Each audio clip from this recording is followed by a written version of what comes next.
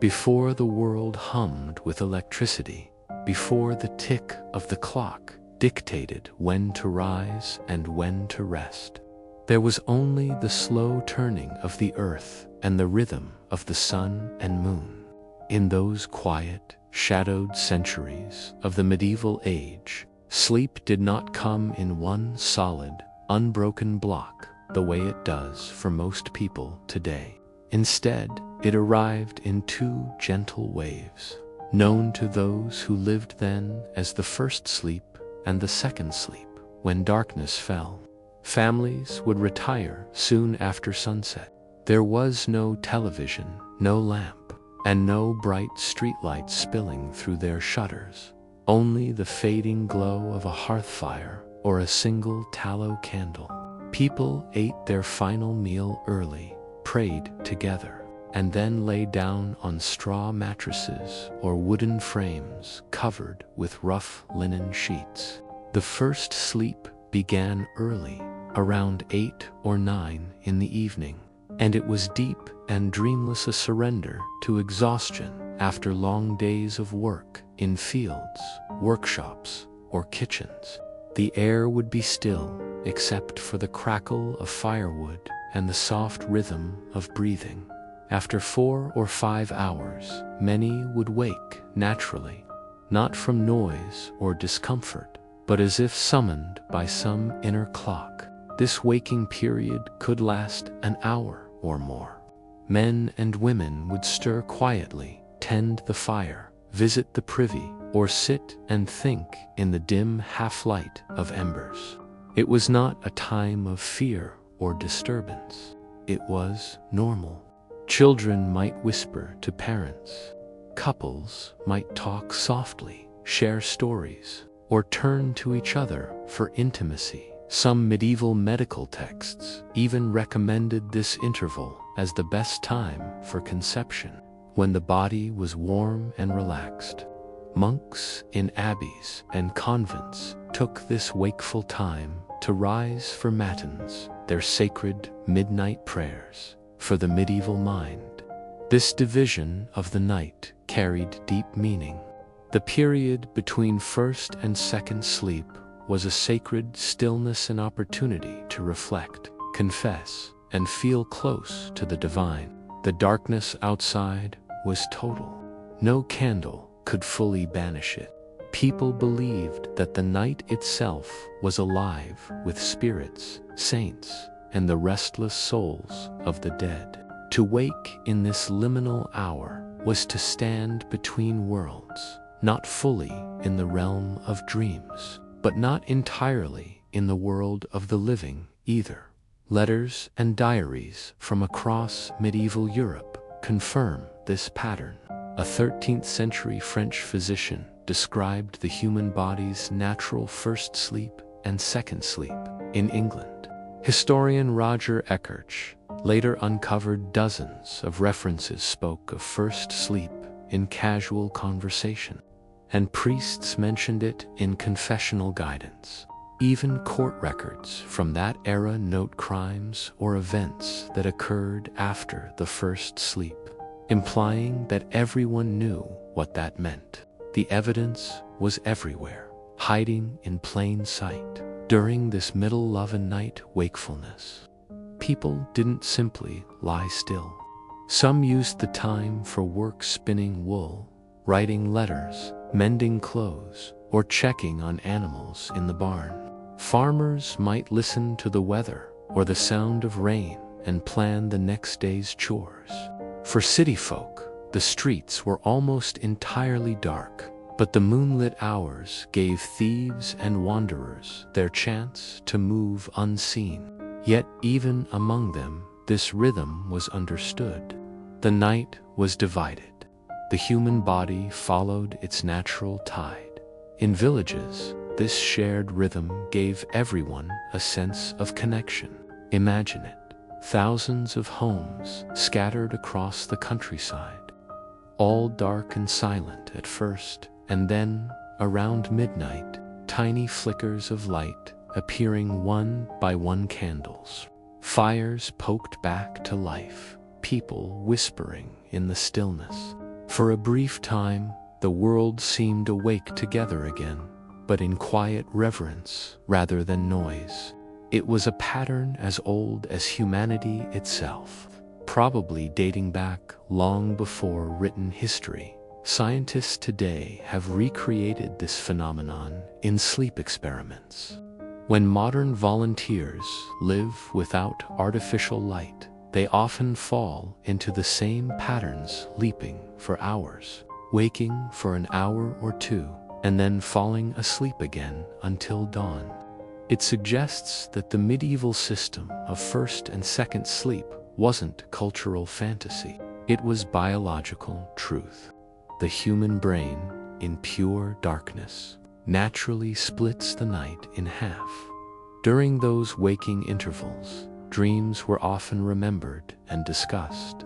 People believed the first dreams of the night were influenced by the day's events, while the dreams after the second sleep carried messages or omens.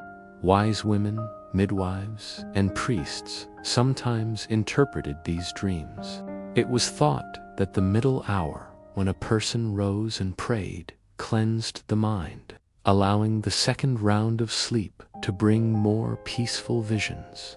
Some even claimed that demons could slip into the dreams of those who ignored the sacred duty to rise and pray during the night's middle. Yet, this rhythm of life began to fade as the centuries rolled forward. By the 17th century, city life was changing. Candles became cheaper, and people began staying awake longer after sunset. Wealthier families dined late, played cards, read poetry, or visited friends into the night. As society learned to stretch the evening hours, bedtime crept closer to midnight, leaving no room for a long pause between two sleeps. Gradually, the idea of segmented sleep disappeared. By the time industrialization swept across Europe, with factories running on rigid schedules and mornings dictated by whistles, the very concept of first and second sleep had become strange and old-fashioned. But in that earlier world, night was not an enemy, was a companion. Medieval people understood darkness as part of life's rhythm. They feared it, yes, but also found comfort in its quiet. With the stars blazing overhead and only the sound of wind through thatched roofs, they rested in ways we can scarcely imagine today. Sleep was not just rest, it was a ritual.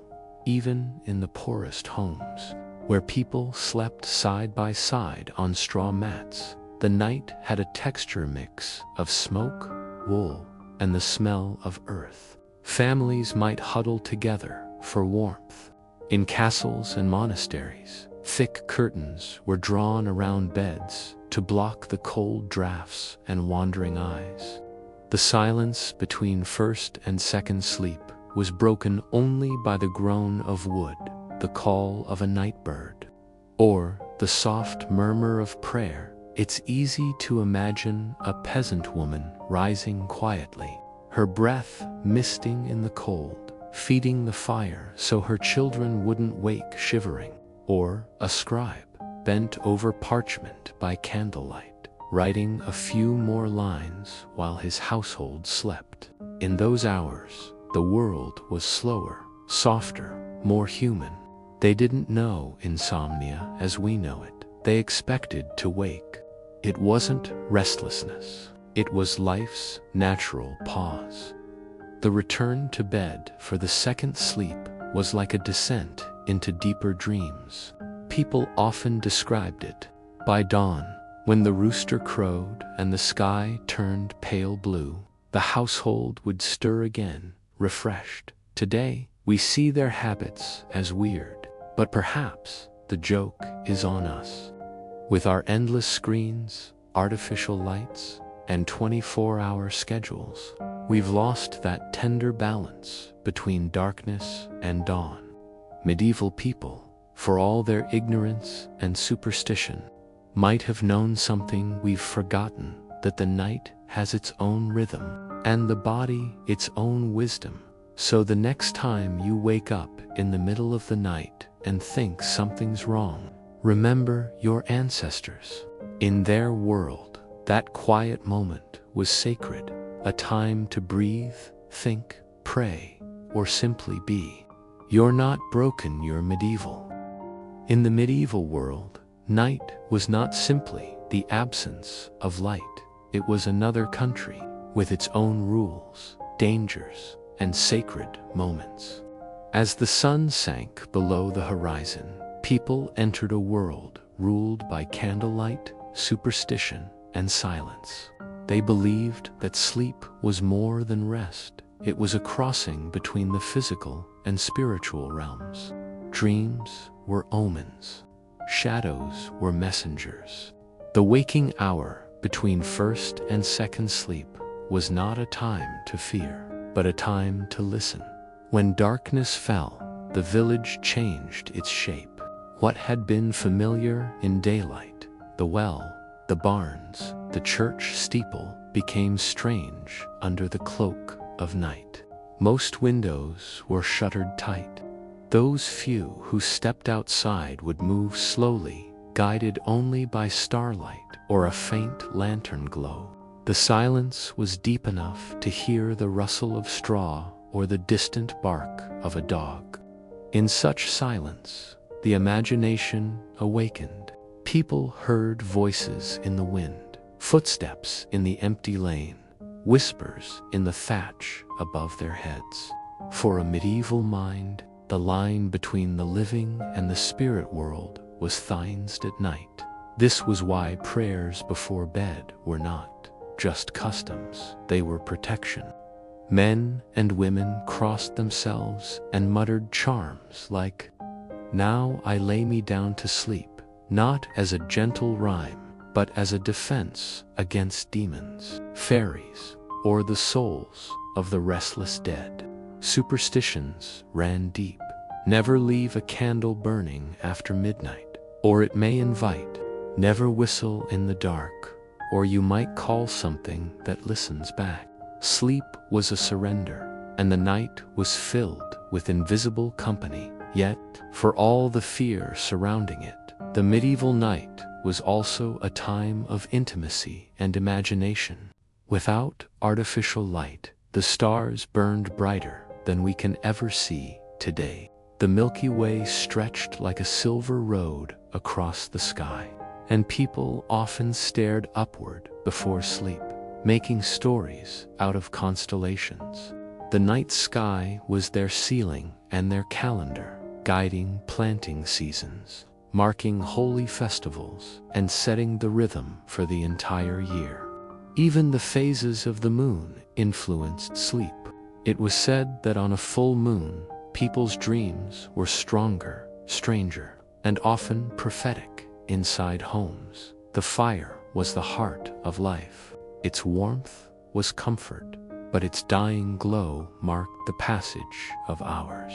The faint crackle of burning logs, the smell of smoke, and the flickering orange light made walls seem to move, creating ghostly shapes that both comforted and unsettled the mind.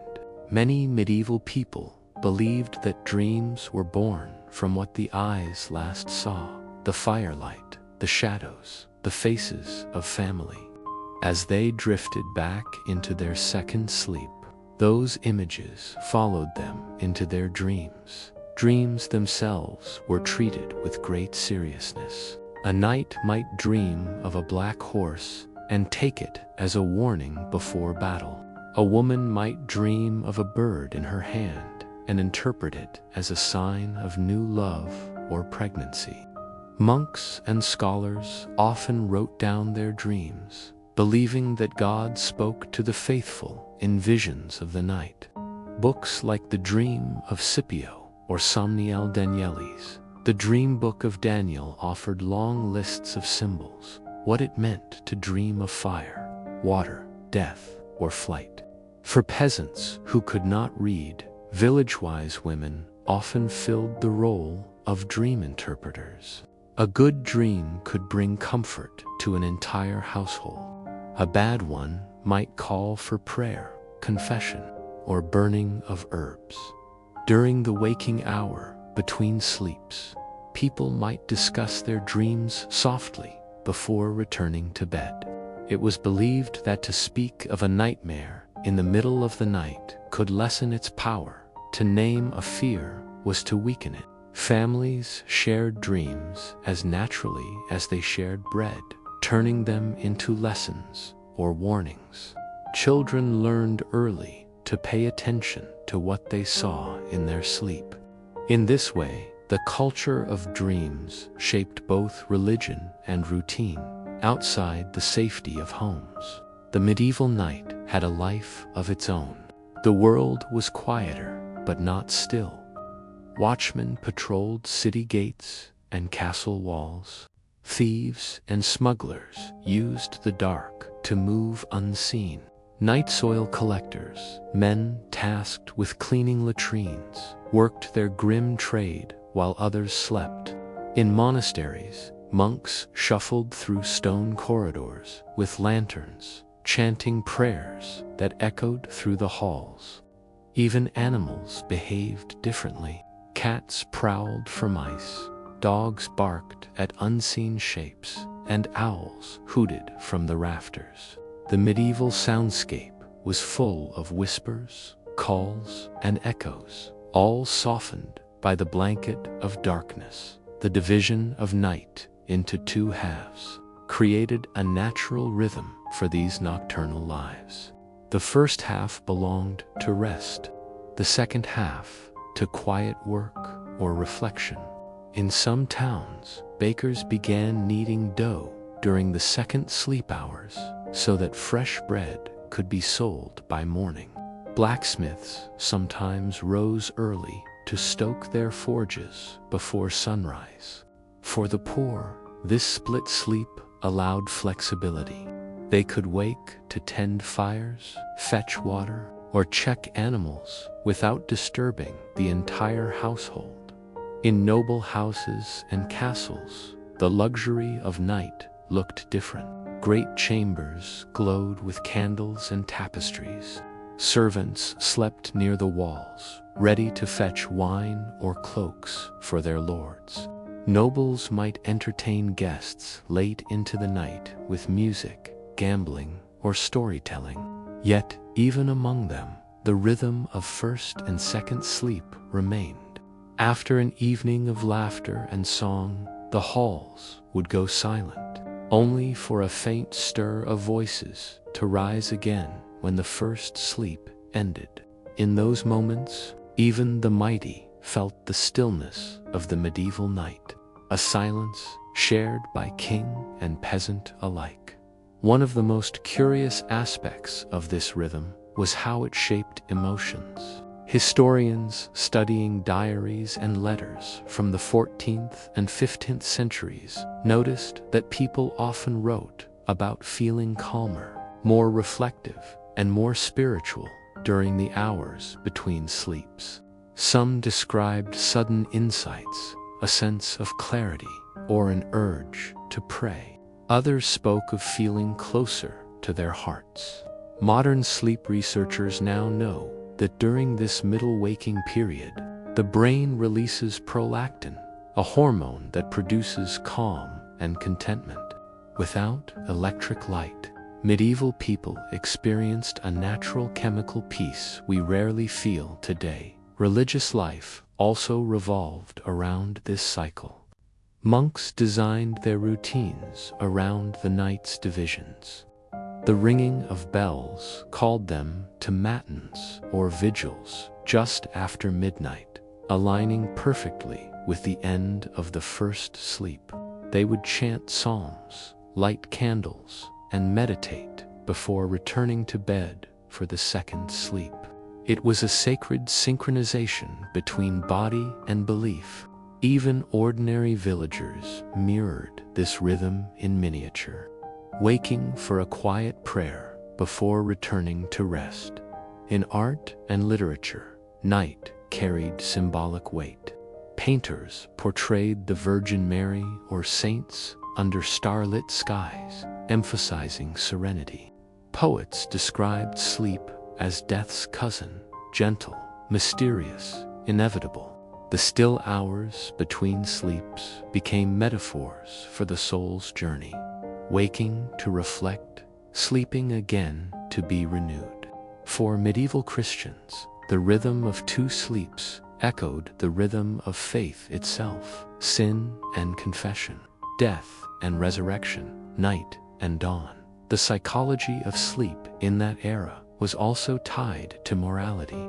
Too much sleep was seen as laziness, too little as spiritual pride. Waking naturally between sleeps was considered balanced, neither indulgent nor excessive. Physicians of the time advised that one should not eat or drink too close to bedtime, that one's head should face north for better dreams, and that linen sheets be aired daily to prevent illness. Sleep was both a medical prescription and a moral act. As we look back, it's astonishing how this simple, peaceful rhythm vanished so completely from human memory. The introduction of cheap lighting in the 17th and 18th centuries, first oil lamps, then gas, then electric bulbs, transformed night into a second day. People began staying awake later, working later, and sleeping in one continuous block. The old words first sleep and second sleep disappeared from conversation. By the 19th century, anyone waking at midnight was said to be suffering from insomnia, when, for thousands of years, it had been the most natural thing in the world. If one were to travel back in time, the medieval night might feel terrifying at first. The total darkness, the silence, the feeling of isolation.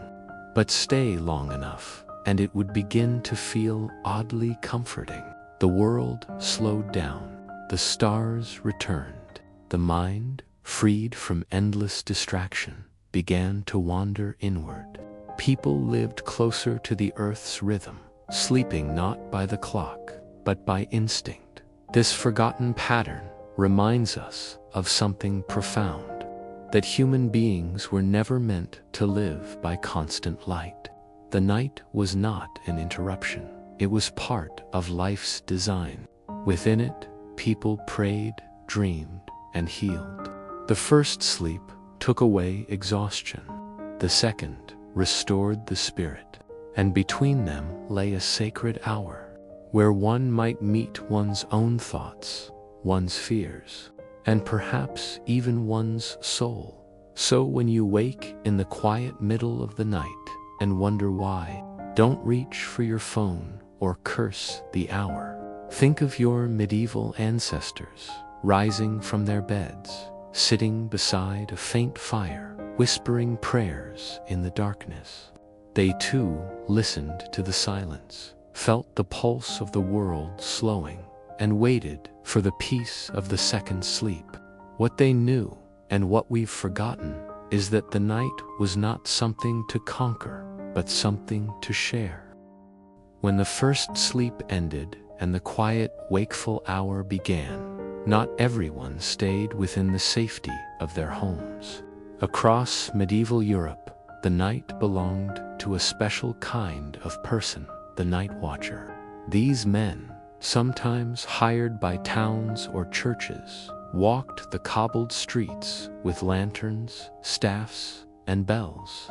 Their job was to keep order while the rest of the town slept, to warn of fires, thieves, or spirits wandering too close to the living. But being a night watcher in those times was more than a duty. It was an encounter with the very heart of the medieval nighttime encounter with fear, faith, and the strange habits of sleeping humanity.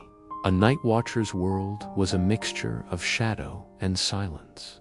The streets were empty, except for the sound of his boots and the faint hiss of his torch in the mist. Wooden shutters sealed most homes, but occasionally he would see a faint light through a crack, a sign that someone was awake between first and second sleep. He might hear the muffled hum of prayer or the whimper of a child.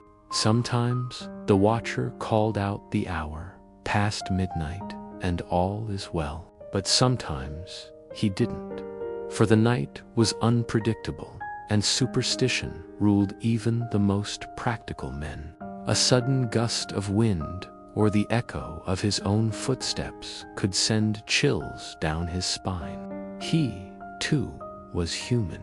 He, too, feared what might lurk in the dark. For those lying in bed, half dreaming between sleeps, the night could play tricks. The stillness magnified every creak, every whisper. A mouse scurrying under straw might sound like a thief.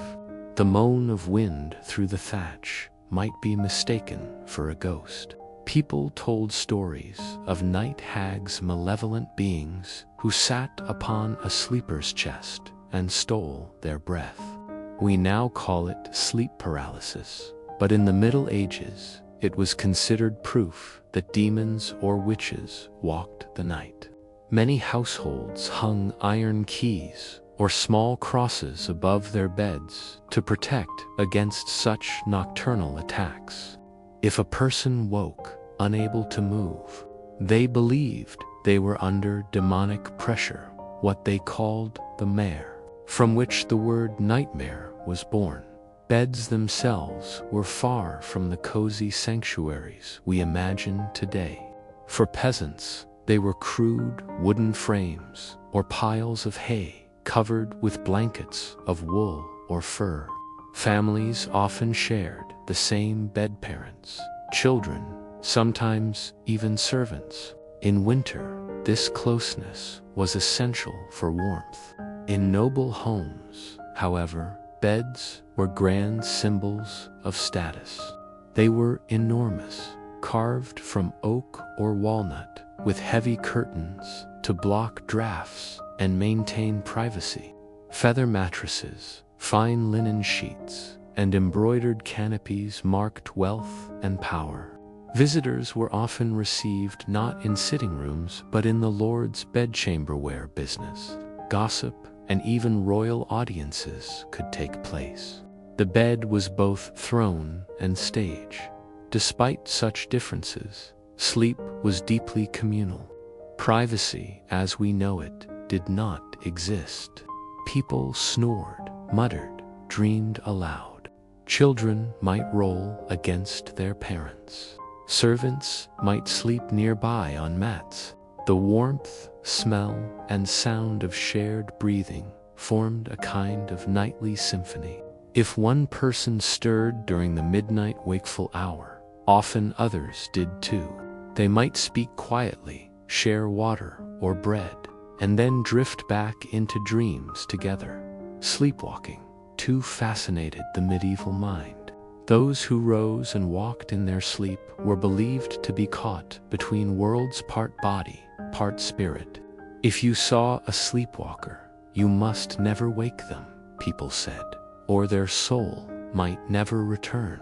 Instead, the custom was to guide them gently back to bed, whispering prayers to protect them from demons. In some regions, villagers even left their doors unbolted at night, fearing that locking a sleepwalker out might anger the spirits guiding them. To modern eyes, this seems naive, but in an age when the line between waking and dreaming was sacred, such caution made perfect sense. The darkness also held opportunities for crime and secrecy. Lovers met under the cover of the moon. Servants slipped food from the kitchen. Thieves crept through unlocked doors, guided by memory rather than sight. Many medieval legal records mention crimes committed after the first sleep, a phrase so common that it needed no explanation. There were also stories, half legends, half truth, of monks who broke their vows under the spell of night, sneaking into villages or confessing to temptations that rose when the world was quiet. To be awake between sleeps was to stand at the edge of temptation and revelation alike. Religion wrapped itself tightly around these nocturnal fears. The church taught that demons worked hardest at night, when the soul was weakest. Midnight was sometimes called the devil's hour, the moment when evil forces moved most freely. But in contrast, the hours before dawn were believed to be sacred, when angels guarded the faithful. This idea created a nightly battle, a cosmic war, fought in silence while the world slept. People prayed before bed, not only for rest, but for protection, reciting verses like "Deliver us from the terrors of the night." Priests blessed bedrooms with holy water. Families hung crucifixes or relics near pillows. Even the position of sleeping mattered. Lying on the right side was thought to bring peaceful dreams, while lying on the left invited restless ones. Interestingly, not all nights were equal. The seasons shaped how people slept. In summer, when the sun lingered late and dawn came early, first and second sleep grew shorter. But in the depths of winter, when darkness reigned for 16 hours, people slept long and often. They rose multiple times in the night to stoke fires, check animals, or simply sit in reflection. The rhythm of sleep flowed with nature itself. Doctors and philosophers of the medieval era also theorized about sleep. The body, they said, contained 4 humors: blood, phlegm, yellow bile, and black bile. And sleep was how those humors balanced. Too much wakefulness could dry the brain and cause madness. Too much sleep could drown it in phlegm. Physicians advised sleeping on full stomachs was harmful, for digestion boiled the humors, creating bad dreams. A good night's rest required moderation in all things: light food, clean air, and moral thoughts before bed. Even nightmares had medical explanations. They were caused by vapors rising from the stomach to the head. Yet, no matter the theory, sleep remained something mysterious, both physical and spiritual, both healing and haunting. The night watchers, those lonely guardians, saw more than anyone else. They witnessed births and deaths, crimes and miracles. In plague years, their calls echoed through empty streets, warning of sickness. During storms, they braved winds to keep fires from spreading. They also became witnesses to strange nocturnal phenomena: glowing lights over churchyards, figures vanishing into mist, or voices that seemed to come from nowhere. Many such tales were retold by candlelight the next day, growing with each telling. The medieval night was fertile ground for stories, but perhaps the strangest part of all was how ordinary people accepted these mysteries. They did not question whether the dead could walk or angels could whisper in dreams. For them, the world was full of unseen forces, and night was when those forces stirred. Their sleep habits reflected this belief. Waking in the night was not something to fix. It was an invitation to reflect. Dreaming was not meaningless. It was communication from another realm, and light itself was precious, even holy. A single candle could turn terror into peace. As dawn approached, a quiet transformation occurred. The darkness faded into blue, and the sounds of morning returned. Roosters crowing, carts creaking, church bells ringing. People rose slowly from their second sleep, often thanking God for surviving another night. The morning prayer, matutinum, was both gratitude and relief. In towns, bakers opened their ovens. In farms, animals were fed. the world came alive again, shaking off the stillness of sleep. If one could stand on a hill and watch the whole countryside in those early hours, one would see smoke rising from chimneys, hear distant bells, and feel the hum of life returning. The medieval night had ended, but its quiet wisdom remained in every yawn and stretch. For those who lived then, sleep was not a simple necessity, was part of the soul's rhythm, a nightly journey between fear and faith, body and spirit, darkness and dawn. Today, we shut ourselves off from that rhythm. Our nights glow with screens. Our rooms hum with electricity.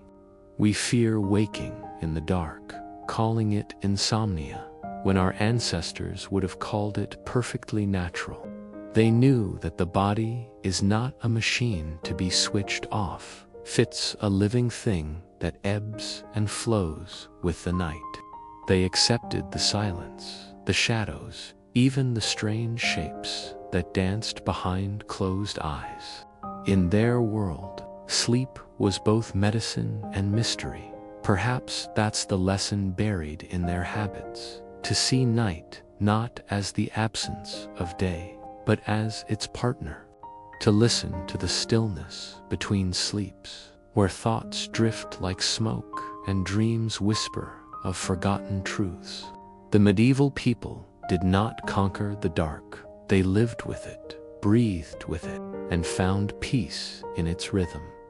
So, if you ever wake in the small hours and feel the world holding its breath, think of them, the peasants on straw beds, the monks in stone halls, the night watcher walking his lonely path. You are not alone. You are simply part of an ancient cycle, one that once governed all humanity.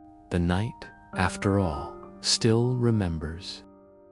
If you could travel back in time to a medieval village at night, the first thing you would notice is how quiet the world felt. The silence would not be soft and cozy, it would be thick, deep, and absolute.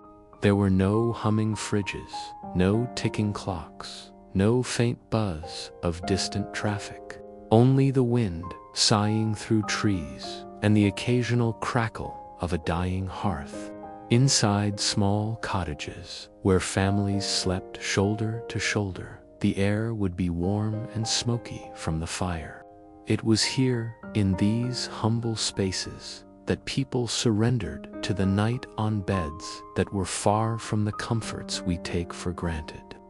Today, medieval beds were often nothing more than piles of straw, hay, or dried leaves laid across the floor or on simple wooden frames. Poor families stuffed their bedding into sacks made from rough linen, which is where the phrase "hit the sack" actually comes from. Over time, that hay became flattened and dusty, and it had to be replaced often, or else it would attract fleas and mice. The smell of sweat, smoke, and livestock mixed in the air, for many people slept in the same room as their animals. The body heat of cows, goats, or chickens actually kept homes warmer through the brutal European winters. A bed wasn't a private luxury, it was a shared necessity. In richer homes, the picture changed only slightly. The wealthy slept on raised wooden frames with rope lattice to hold a mattress of feathers, straw, or wool. The phrase "sleep tight" comes from the need to regularly tighten these ropes so the bed wouldn't sag in the middle. Nobles covered their mattresses with sheets made of linen, and sometimes furs or embroidered blankets for warmth. The headboard was often carved wood, and above it hung heavy curtains, not just for decoration, but to block cold drafts and insects. A noble's bed was both furniture and status symbol. It was large enough that servants could sleep at the foot, and some even had canopies with embroidered family crests. For the poor, a bed was something to collapse onto after a day of toil. For the rich, it was an extension of power and comfort. Yet, regardless of wealth, sleep was rarely a private act. Entire families often shared the same bed, sometimes with servants or guests. Privacy was a luxury reserved for lords and ladies, and even then, not always guaranteed. In rural villages, space was scarce, and warmth was survival. A peasant mother might sleep with her children beside her, the youngest closest to her chest for warmth, while the father lay near the edge to guard the door. In some homes, strangers were even invited to share a bed when traveling, as inns were few and dangerous roads made overnight shelter a necessity. Though awkward to us, this was normal. Then sleep was communal, not personal. The arrangement of sleeping spaces also revealed social hierarchy. In manor houses, servants often slept in the hallways, kitchens, or near the stables. Monks slept in long dormitories lined with wooden cots, while nuns had small, plain chambers. Their beds, little more than wooden boards covered with a thin layer of straw. Every aspect of the medieval bed, its material, its placement, its size, reflected one's place in society. The bed, humble or grand, was a symbol of life's order. Cleanliness was another matter entirely.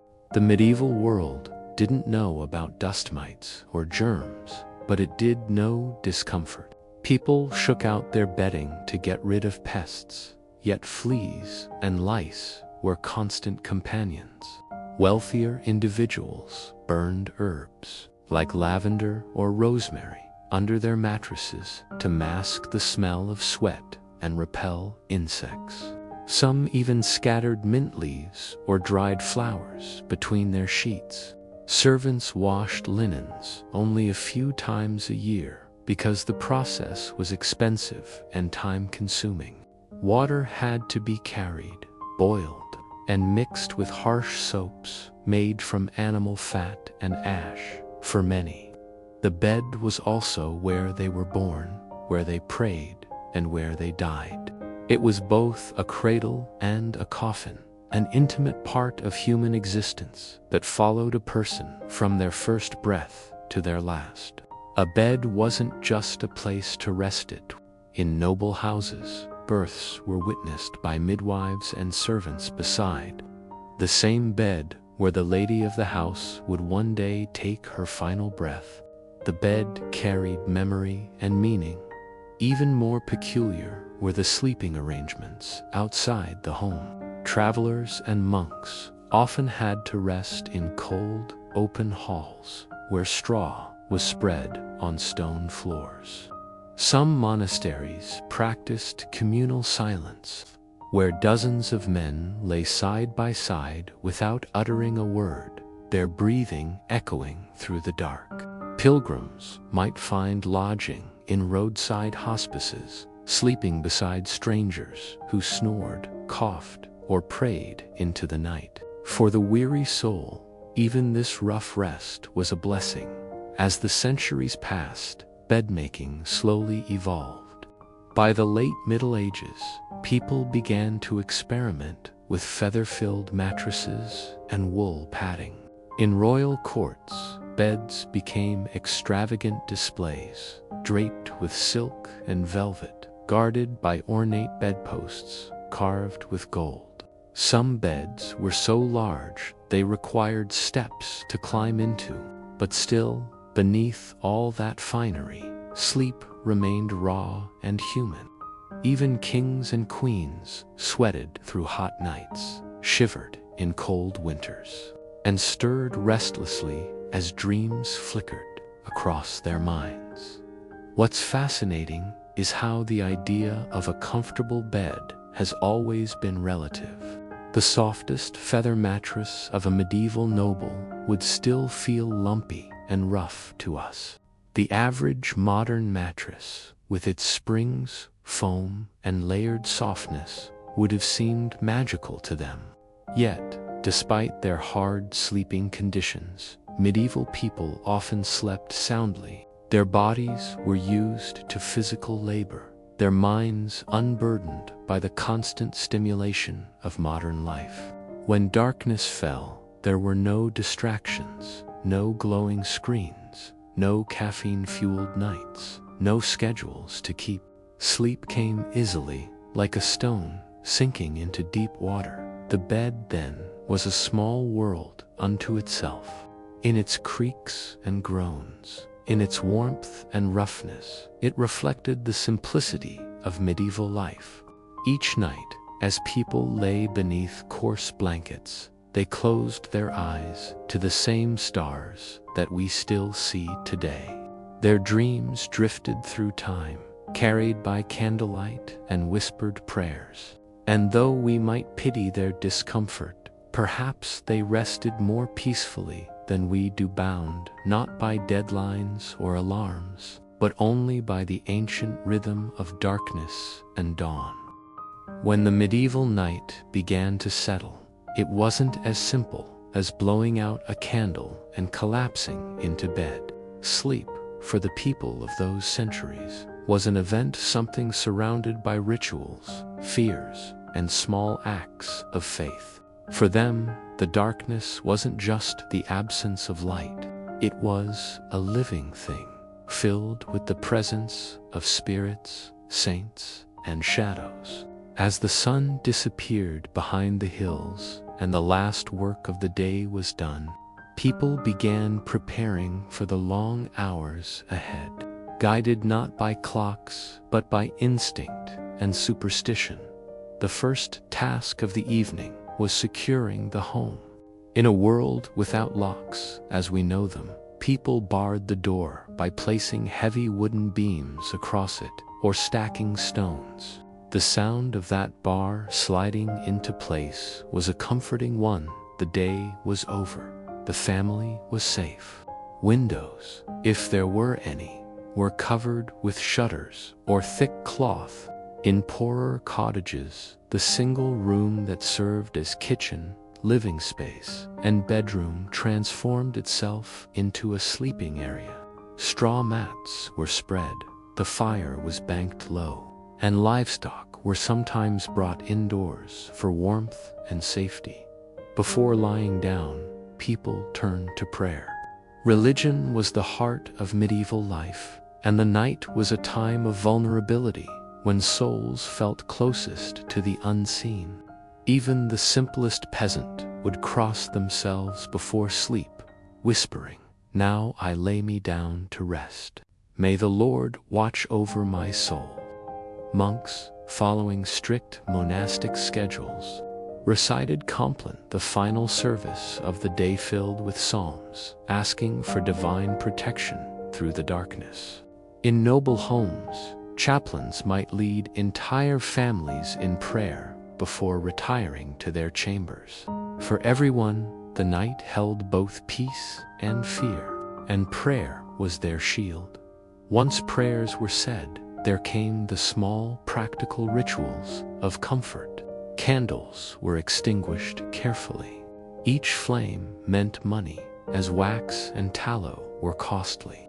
A single candle might be left burning in the corner, both to provide light and to ward off evil spirits. Some families placed a bowl of holy water near the bed, and others drew crosses on the wall with chalk or soot. In some regions, people placed iron objects like scissors or knives near infants, believing that iron repelled witches and demons. For travelers spending the night in unfamiliar inns, the rituals grew even more elaborate. They sprinkled salt near the door or muttered protective charms. For the night was considered dangerous away from home. Cleanliness was not ignored either, though it meant something different than it does today. Before sleeping, many washed their hands and faces in cool water. The wealthy used scented oils or rose water. while peasants used simple water from the well. This small act was not just practical, it was spiritual cleansing. They believed that going to bed unwashed invited bad dreams, and that water purified both the body and the soul. Children were taught to go to sleep with a clean heart and clean hands. As the fire dimmed, families gathered closer. It was common for people to talk quietly before sleeping, discussing the day's events, telling stories, or singing hymns. In villages, this storytelling time was precious. Without books or entertainment, tales were passed from one generation to another, beside the glow of the hearth. Ghost stories were especially popular, though they were told in whispers, half in fear and half in fascination. These stories gave shape to the invisible world around them, the spirits of the dead, the fair folk who wandered at night, and the saints who protected the faithful. The darkness outside seemed alive, and the stories kept it company. In noble castles, bedtime was a more structured affair. Servants prepared the Lord's chamber long before he entered it.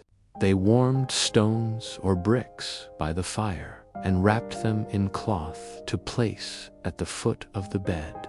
Perfumed herbs like lavender, rosemary, or chamomile were scattered between the sheets to mask the smell of unwashed linen. Curtains were drawn around the bed to keep in warmth and privacy. Some nobles even slept in their underclothes, while others preferred to sleep nude, believing it healthier. A servant would help the Lord undress, kneeling to remove boots and cloak, while another stood by with a candle as the master recited his evening prayer. When the room was ready, all lights were dimmed, and silence fell except for the occasional creak of wood or murmur of distant voices echoing through the stone halls. For monks and nuns, the approach to sleep was deeply spiritual. Silence was mandatory. Before retiring, they confessed sins or recited psalms in unison. The monastery's long dormitory, lined with wooden cots, would soon fill with the sound of slow, steady breathing, but their sleep was always brief. Within a few hours, the bells would ring for matins, calling them to rise and pray in the middle of the night. Even their rest was governed by devotion. There were also customs linked to dreams. Medieval people believed that dreams were not random, they carried meaning. Some thought that eating certain foods before bed could influence what they saw in their sleep. Cheese, for example, was believed to cause strange or frightening dreams. Warm milk and honey, however, were said to bring peaceful rest. Before bed, some people avoided heavy meat, fearing it stirred unquiet spirits in the body. Physicians of the time wrote entire guides about proper sleep conduct, advising people to lie first on their right side for digestion, then turn to the left to complete the process. Sleeping on the stomach was discouraged, was considered sinful or unhealthy. Animals, too, played their part in the nightly rhythm. Cats were welcomed as keepers of warmth and hunters of mice. Dogs lay by the door, serving as both protector and companion. The flickering fire, the breathing of animals, and the slow rhythm of human sleep merged into a single sound, a kind of natural lullaby that filled the dark with comfort. Superstitions wove through all these habits like invisible threads. People believed that leaving shoes upside down invited bad luck, or that one should never sleep with their head facing north. In some regions, open mirrors were covered before bed to prevent spirits from entering through the reflection. Women in childbirth or illness were thought to be most vulnerable to nocturnal spirits. so prayers were often recited specifically for them each evening. Even the simple act of turning over in bed could carry meaning. To roll from right to left without prayer was considered disrespectful to angels. For those who suffered sleeplessness, what we might call insomnia, the remedies were strange, but surprisingly thoughtful. Doctors recommended listening to soft music, drinking warm ale mixed with honey, or reading religious verses. Another common cure was placing a piece of bread blessed by a priest under the pillow to bring calm dreams. If sleep still would not come, people accepted it as God's will. The night was mysterious, and wakefulness was seen as an opportunity to reflect rather than a problem to solve. As the hours stretched on, candles flickered out one by one. Children drifted into dreams, their parents following soon after. The fire sank to embers, glowing red in the darkness. Beyond the walls, the world lay utterly still. The forests, the fields, the sleeping beasts of night. Somewhere in the distance, a church bell might toll the late hour, marking time for no one in particular. The medieval world had surrendered to the night, wrapped in its rituals, prayers, and fears. It is easy to imagine that. In those moments before the first sleep took hold, there was a quiet sense of belonging, a recognition that every night was a small death, and every morning a rebirth. They closed their eyes, knowing that dawn would return, as it always had. Imagine for a moment that you are lying in a small wooden cottage somewhere in the countryside of 14th century England. The fire has burned down to a dull orange glow. The last prayer has been whispered, and everyone in your home has drifted into the first sleep. The night feels thicker than ink. It is a darkness that modern eyes can barely comprehend. No streetlights, no faint horizon glow, no hum of faraway cars. It is complete, ancient, and alive. To the medieval sleeper, this was not silence. It was a world filled with sound, texture, and mystery. As the body settled onto rough straw bedding, the night began to sing its strange, endless song. You could hear the faint rustle of animals shifting in their stalls, the creak of the wooden beams, the sigh of wind through the thatch. Sometimes a rooster crowed too early, mistaking the moonlight for dawn. Dogs barked in the distance, sometimes warning of a stranger, sometimes barking at nothing at all. To medieval ears, these were not background noises, they were messages, signs, and omens. Many believed the night belonged to spirits. When the wind moaned through the trees, they said it was the wandering souls of the unburied dead. An owl's cry was considered a warning of death, especially if it perched near a house. The hoot of an owl at midnight could send shivers through even the bravest men. Wolves howled in forests, and though their numbers were small in much of Europe, their voices carried miles across valleys. For villagers, the howl of a wolf was both terrifying and strangely comforting. It reminded them that the wilderness still existed beyond their walls, that nature still ruled most of the world inside. However, the sounds were closer, more intimate. The symphony of a medieval household was a mix of snoring, whispering, and breathing. Families shared one room, sometimes one bed, so the night was never truly quiet. Children turned in their sleep. Straw crackled under shifting bodies, and someone always coughed or murmured in a dream. In wealthier homes, servants slept nearby on pallets or benches, rising in the night to tend fires or fetch water. The crack of settling timber, the drip of melting candle wax, and the faint scurrying of mice made up the heartbeat of medieval darkness. What modern people might find uncomfortable, the closeness, the constant noise was, for medieval folk, deeply reassuring. Silence, true silence, was frightening. It meant something unnatural had happened.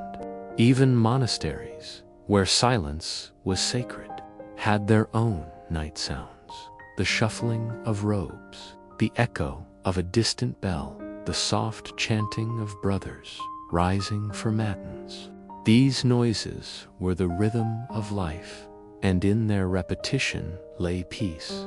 There were other, stranger sounds, the ones that could not be explained. The medieval night was full of folklore about things that moved when no one was looking. Travelers told of ghostly processions that passed through villages at midnight. Known as the Wild Hunt, in some regions, people believed that on certain nights, the souls of the dead rode across the sky, their cries carried by the wind. If you heard them, you were never to look out the window, for their gaze could bring madness or misfortune to protect themselves. People placed charms near their bed's crosses made of straw, iron knives, or small relics blessed by priests. The belief in these protections was strong. If something creaked or tapped in the dark, they whispered a prayer or made the sign of the cross. Even the educated clergy, who preached against superstition, admitted that the night was a testing ground for faith. Evil, they said, was strongest when light was weakest. And yet, despite their fears, people loved the night. It was the only time when labor stopped, when fields rested and hands grew still. For a farmer, sleep was a gift earned by the sweat of the day. After a hard day of plowing or reaping, the weight of exhaustion was so great that even fear could not keep one awake. The deep, steady breathing of the family became the rhythm of peace. Children clung to their mothers in sleep, finding comfort in the familiar warmth of the shared bed. Occasionally, the peace was broken by the sound of someone rising between the first and second sleep. A man might quietly get up to tend to the fire, stirring the ashes to keep the coals alive till morning. A woman might nurse a baby, her figure glowing softly in the candlelight. Outside, a watchman patrolled the village walls, his footsteps echoing faintly through the dark. In the castle, guards kept their posts by torchlight, whispering stories to stay awake. In monasteries, bells tolled softly, calling monks to prayer. Across the continent, the world moved in unison between sleep and wakefulness, joined by the invisible rhythm of night. The medieval people's relationship with darkness was different from ours. Today, we chase it away with lamps, screens, and neon lights, but they embraced it as part of the divine order. Darkness was the domain of mystery, reflection, and dreams. Even physicians of the time wrote about the healing power of proper night rest. They believed the soul traveled during sleep, wandering through realms unseen, and that deep rest kept the body in balance with the four humors: blood, phlegm, black bile, and yellow bile. To sleep poorly was to disturb one's nature. To sleep soundly was to be in harmony with God's creation. People also believed in noises of the soul, the murmurs, sighs, and words spoken in sleep. Talking in one's dreams was not uncommon, and it was often considered meaningful. If a person muttered the name of someone while sleeping, it could be interpreted as affection, guilt, or even witchcraft. Wives sometimes accused their husbands of hidden sins based on words spoken in dreams. Priests, too, paid attention to such things. They saw the sleeping mind as a window into one's spiritual condition. And there were, of course, the physical sounds of sleep itself. Snoring was accepted as normal, even healthy.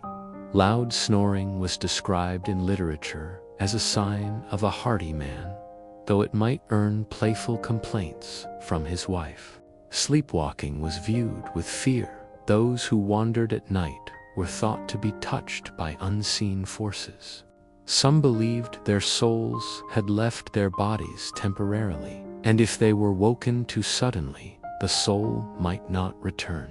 Parents would guide sleepwalkers gently back to bed without waking them, whispering protective prayers all the while. Beyond homes and villages, the open night carried its own music. In the countryside, crickets chirped endlessly, frogs croaked by the rivers, and sometimes distant church bells marked the passing hours. These bells, called canonical hours, reminded monks and villagers alike that even in darkness, time belonged to God. Travelers moving between towns often navigated by the sound of these bells, which carried farther than sight in the black of night. If one could stand outside a medieval village at midnight, the soundscape would be hauntingly beautiful. Faint human voices, distant animal cries, a slow rustle of wind through trees, and perhaps the muffled sound of a blacksmith's hammer far away, because even at night, some trades never slept. The air itself felt thicker, as though filled with memory and prayer. Every sound, no matter how small, had meaning. The night was alive, and the people who lived in it knew it well. As dawn approached, the world began to shift. The rooster crowed again, this time at the right hour. Dogs stretched and yawned. Fires were rekindled, and the chill of morning crept through the walls. The second sleep ended gently. People rose slowly, yawning, stretching, murmuring small morning prayers. The noises of the night faded, replaced by the familiar sounds of the waking day. Clattering pots, bleating goats, the shuffle of feet on dirt floors. To us, the medieval night might seem primitive or frightening, but to them it was sacred. It was a time of reflection, renewal, and quiet companionship. The sounds that filled it, the whispers, the snores, the wind, the bells, were not disturbances.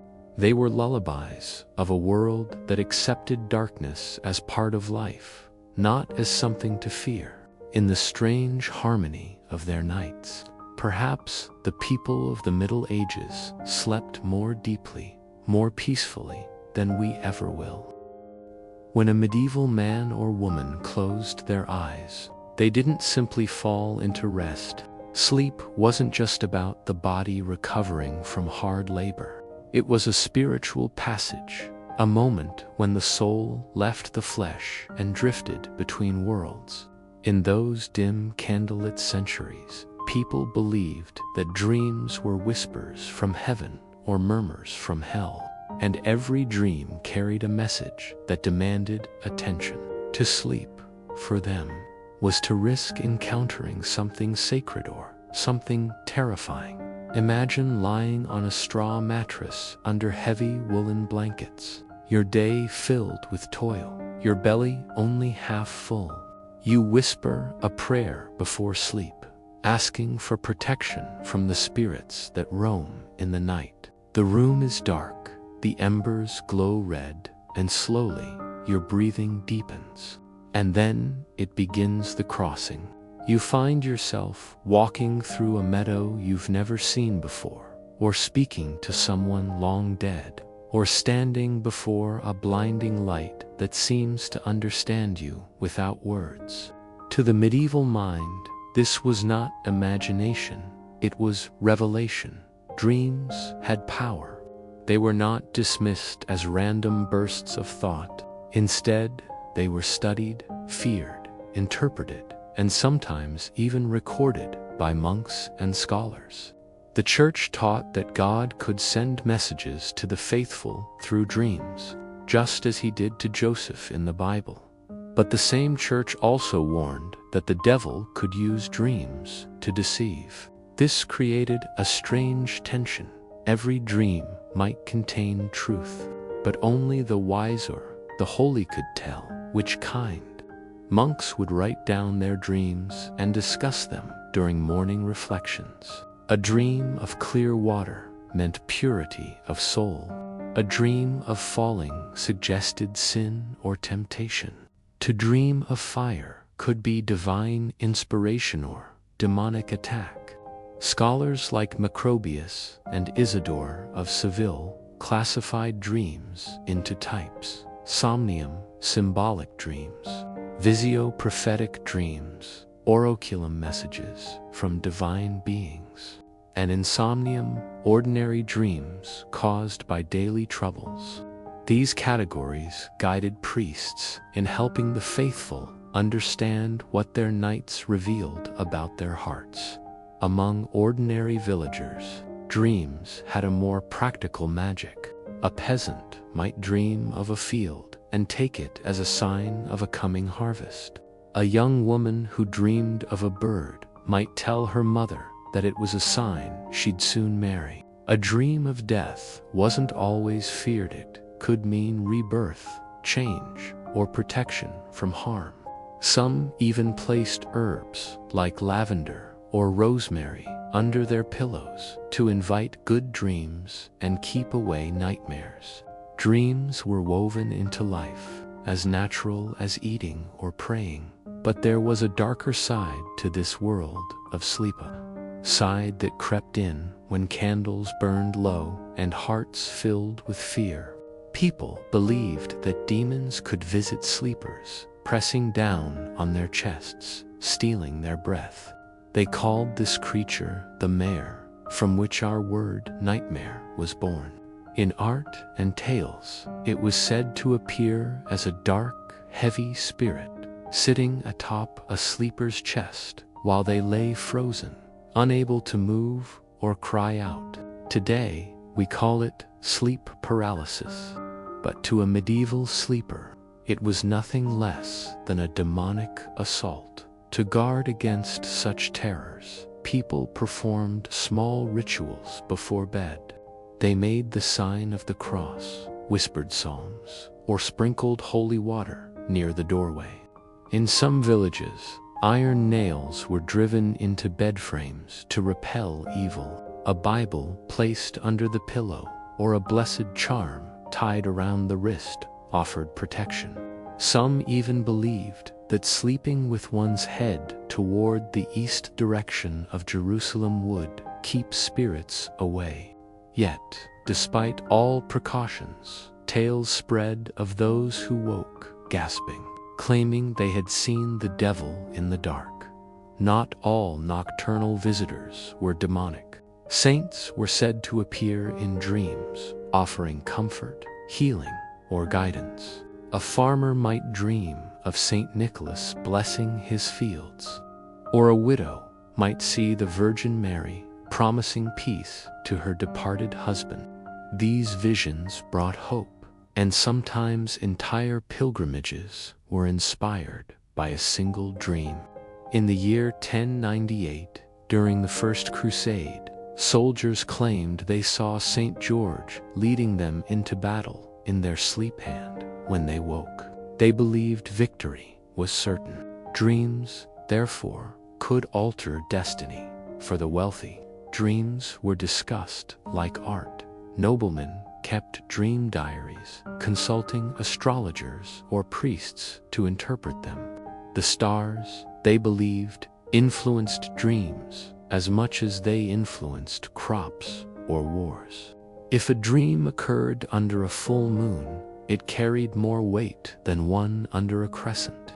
Kings often had their dreams analyzed before making great decisions. It was said that King Henry I once postponed a journey after dreaming of falling from a bridge, a dream that may have saved his life for the poor. The meaning of dreams was shared orally around hearths and fires. Old women, seen as wise or witch-like, were often sought for their interpretations. They might say, if you dream of teeth falling out, someone near you will die, or if you dream of fish, good fortune will swim your way. These folk beliefs blended pagan traditions with Christian ones, forming a complex tapestry of spiritual and cultural meaning. But not every dream was welcomed. Some were so terrifying that people refused to sleep afterward. The medieval world called these incubus dreams, where an evil spirit visited in human form, often described as a shadowy man or woman who lay upon the sleeper, whispering temptations. These dreams were associated with lust and sin, and priests urged confession if such visions occurred. In monasteries, monks fasted and prayed to purge such thoughts, believing they came from the devil, testing their purity. Interestingly, some medieval physicians had their own explanations. They believed nightmares were caused by bad vapors rising from the stomach to the brain during digestion. Heavy meals, especially of meat or cheese, were said to disturb the humors and create evil dreams. To avoid such disturbances, doctors advised light suppers, warm wine, and gentle music before bed. Some even recommended sleeping with one's feet slightly elevated to aid digestion. Proof that medieval people mixed science and superstition in equal measure. But even the most learned minds could not escape the power of dreams. The philosopher Thomas Aquinas, one of the greatest theologians of the age, wrote that dreams could come from three sources: divine inspiration, natural causes, or demonic deception. Yet even he admitted that only God could truly know which was which. Thus, every dream remained a mystery, a riddle between the soul and the divine. Sometimes dreams were shared, and that sharing gave them power. A mother might wake from a strange dream and rush to wake her son, warning him not to travel that day. A shepherd might tell his neighbors that he dreamed of wolves and convince them to guard their flocks more closely. A monk might write down a dream of fire and fear that it foretold a coming plague. In a world without science or weather forecasts, dreams filled the gaps in human understanding. They were the whispers of fate. And yet, for all their fear and wonder, dreams also comforted people. They allowed the living to meet the dead, again to see a lost father, to hear a child's laugh once more, to speak with a friend gone to war. Many believed the dead could visit through dreams, not to haunt, but to reassure. In this way, dreams were a bridge between worlds, a fragile thread connecting hearts across the veil of death. The medieval sleeper drifted through all of this, each night between heaven and hell, memory and prophecy, light and shadow. And when morning came, the dream world faded like mist, leaving behind only fragments, a color, a sound, a phrase that lingered in the mind.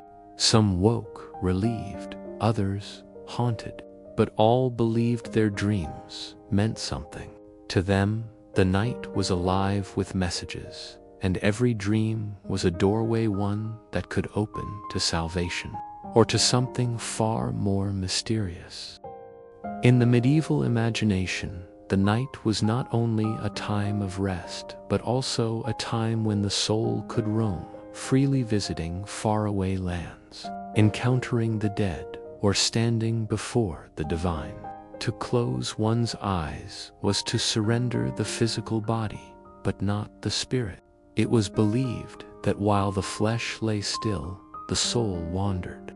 This wandering was both wondrous and dangerous, For who could guarantee that the soul would return unscathed? To sleep was to trust that God's protection extended into the unseen realm, where light and darkness endlessly contended for human souls. As the fire dimmed and the last whisper of prayer faded, the medieval sleeper entered what we now call REM sleep, but to them it was something far more mysterious. They called it Spiritus Peregrinatio, the pilgrimage of the soul. It was a journey beyond flesh and bone, guided by unseen forces. There were stories of monks who saw heaven in their sleep, of peasants who spoke with the dead, and of sinners who awoke screaming after glimpsing the fires of hell. Dreams, visions, and out-of-body experiences blurred together until no one could truly separate the spiritual from the physical.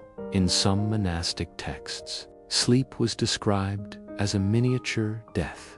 When one slept, the soul left through the mouth or nose, connected to the body only by a thin, invisible thread. If that thread broke before dawn, death would follow. People were warned not to wake a sleeper too abruptly. Doing so might snap the thread and trap the soul outside. Mothers watched over their children carefully, fearful that a sudden shake might steal a breath or a life. The idea was ancient, inherited from Greek and Roman philosophy. But in medieval Europe, it became woven into Christian theology. The sleep of the body and the wandering of the soul mirrored the eternal sleep of death and the promise of resurrection. Those who dreamed of flying believed their souls had truly risen. They described sensations of floating above their beds, seeing the earth below them like a painted map. Some claimed to visit holy places such as Jerusalem or Rome in their sleep. Pilgrims who could not afford long journeys found comfort in the belief that their souls might travel there instead. A vision of a shining city, a cathedral filled with angels, or a cross blazing in the sky was taken as a spiritual pilgrimage, a sign that God had accepted their faith, even if their feet never touched the Holy Land. But not every wandering soul traveled to sacred places. There were darker stories whispered by firesides and in monastery cloisters, stories of souls who wandered too far. Some people claimed they saw their neighbors walking through the night like shadows, even though those same people were asleep in bed. These ghostly doubles were called fetches or wraiths, signs that the person might soon die. Others claimed that witches sent their spirits forth to join demonic gatherings under the moonlight. The church condemned such beliefs as heresy, but common folk clung to them. To dream of flying at night or dancing in strange company could be interpreted as evidence of witchcraft, and some were even executed for admitting to such dreams under torture despite fear. The fascination with the soul's travels persisted. One famous story from the 12th century tells of a monk named Alberic of Monte Cassino who fell into a deep sleep for 9 days. When he awoke, he claimed his soul had been taken by angels to see the realms of heaven and hell. His descriptions were vivid golden cities, crystal rivers, and pits of endless fire. His vision spread across Europe, copied by monks, and read in churches as a warning to sinners. It became one of the inspirations for later works like Dante's Divine Comedy, showing how dreams and faith merged to shape even great literature. Among peasants, such experiences were less grand, but no less profound. A farmer might wake before dawn, trembling, and say he had seen his dead wife standing in the doorway, silent and sad. To him, it was no dream but a visitation. People would light candles for the departed and pray for their peace. Sometimes they placed bread and milk on windowsills, believing that wandering souls might find nourishment and leave the living unharmed. The line between dream, ghost, and vision was thin as the smoke from their hearths. Physicians, meanwhile, tried to explain these wanderings using the science of the humors. They believed that sleep caused the vital spirits to retreat inward, cooling the body and freeing the imagination. Too much black bile could make dreams dark and melancholic, while too much blood produced joyous visions. If the stomach was overfull, vapors rose to the brain, clouding thought and creating wild illusions. Remedies were offered: light suppers, lavender pillows, and cups of warm wine mixed with herbs. In a time before psychology, this was their way of balancing the physical and the spiritual. Night terrors, which we now understand as disorders of sleep, were viewed with holy dread. A person who thrashed or screamed in their sleep was thought to be fighting demons. Family members would sprinkle holy water on the sleeper or touch them with a crucifix until they calmed. If nightmares persisted, a priest might bless the bed or perform a small exorcism. Even the most rational minds believed that evil could slip into dreams, using them as doorways into the soul. Monks wrote of the dark hour of the night, around midnight to 3 in the morning, when temptation and visions were strongest. It was said that the devil preferred those hours because the mind was weakest and faith drowsy. The strictest monasteries scheduled prayers during these hours, not only to honor God, but to keep the mind guarded. In cold, echoing chapels, the sound of chanting filled the night. An invisible battle between light and darkness fought in whispers and song. For ordinary people, dreams could also reveal the future. A baker might dream of a collapsing oven and wake fearing fire. A sailor might dream of calm seas and take it as a promise of safe travel. Dream books circulated among literate classes, offering guides to interpretation. To dream of gold signifies deceit. To dream of bread is a sign of plenty. To dream of water means tears, though condemned by the church. These manuals sold well, showing that even faith could not quiet curiosity about the mysteries of the night. Sometimes entire communities were shaped by a single dream. In 1230, a shepherd in Spain claimed that the Virgin Mary appeared to him in his sleep, telling him to dig at a certain spot. There he found an old statue of the Virgin hidden during Moorish invasions. A chapel was built on that spot, and pilgrims came from far and wide. Whether real or imagined, the dream changed lives, turning faith into stone and wood. Such stories spread through Europe like wildfire, fueling belief in divine messages. But perhaps the most haunting part of medieval sleep was the fear that one might not wake at all. Death often came quietly in the night, by fever, by childbirth, or by hunger. To fall asleep was to risk never opening one's eyes again. This fear made every night a small surrender, and every morning a miracle. People thanked God upon waking, whispering, "Thou hast kept me through the darkness." Life itself was measured in the rhythm of sleeping and waking, the fragile dance of the soul's return. Even the act of dreaming could be a comfort in such a harsh world. For a few hours, a poor man could live in a castle. A grieving woman could see her lost child smile, and a weary monk could hear angels sing. The body might rest on straw and wood, but the soul soared among stars. In the stillness of the medieval night, surrounded by silence and superstition, sleep was the only escape from hunger, toil, and fear, a nightly miracle that made the world bearable. As dawn crept through the shutters, dreams dissolved like smoke. The soul returned quietly to its vessel, the thread intact. The sleeper stirred, rubbed his eyes, and rose to face another day of labor or prayer.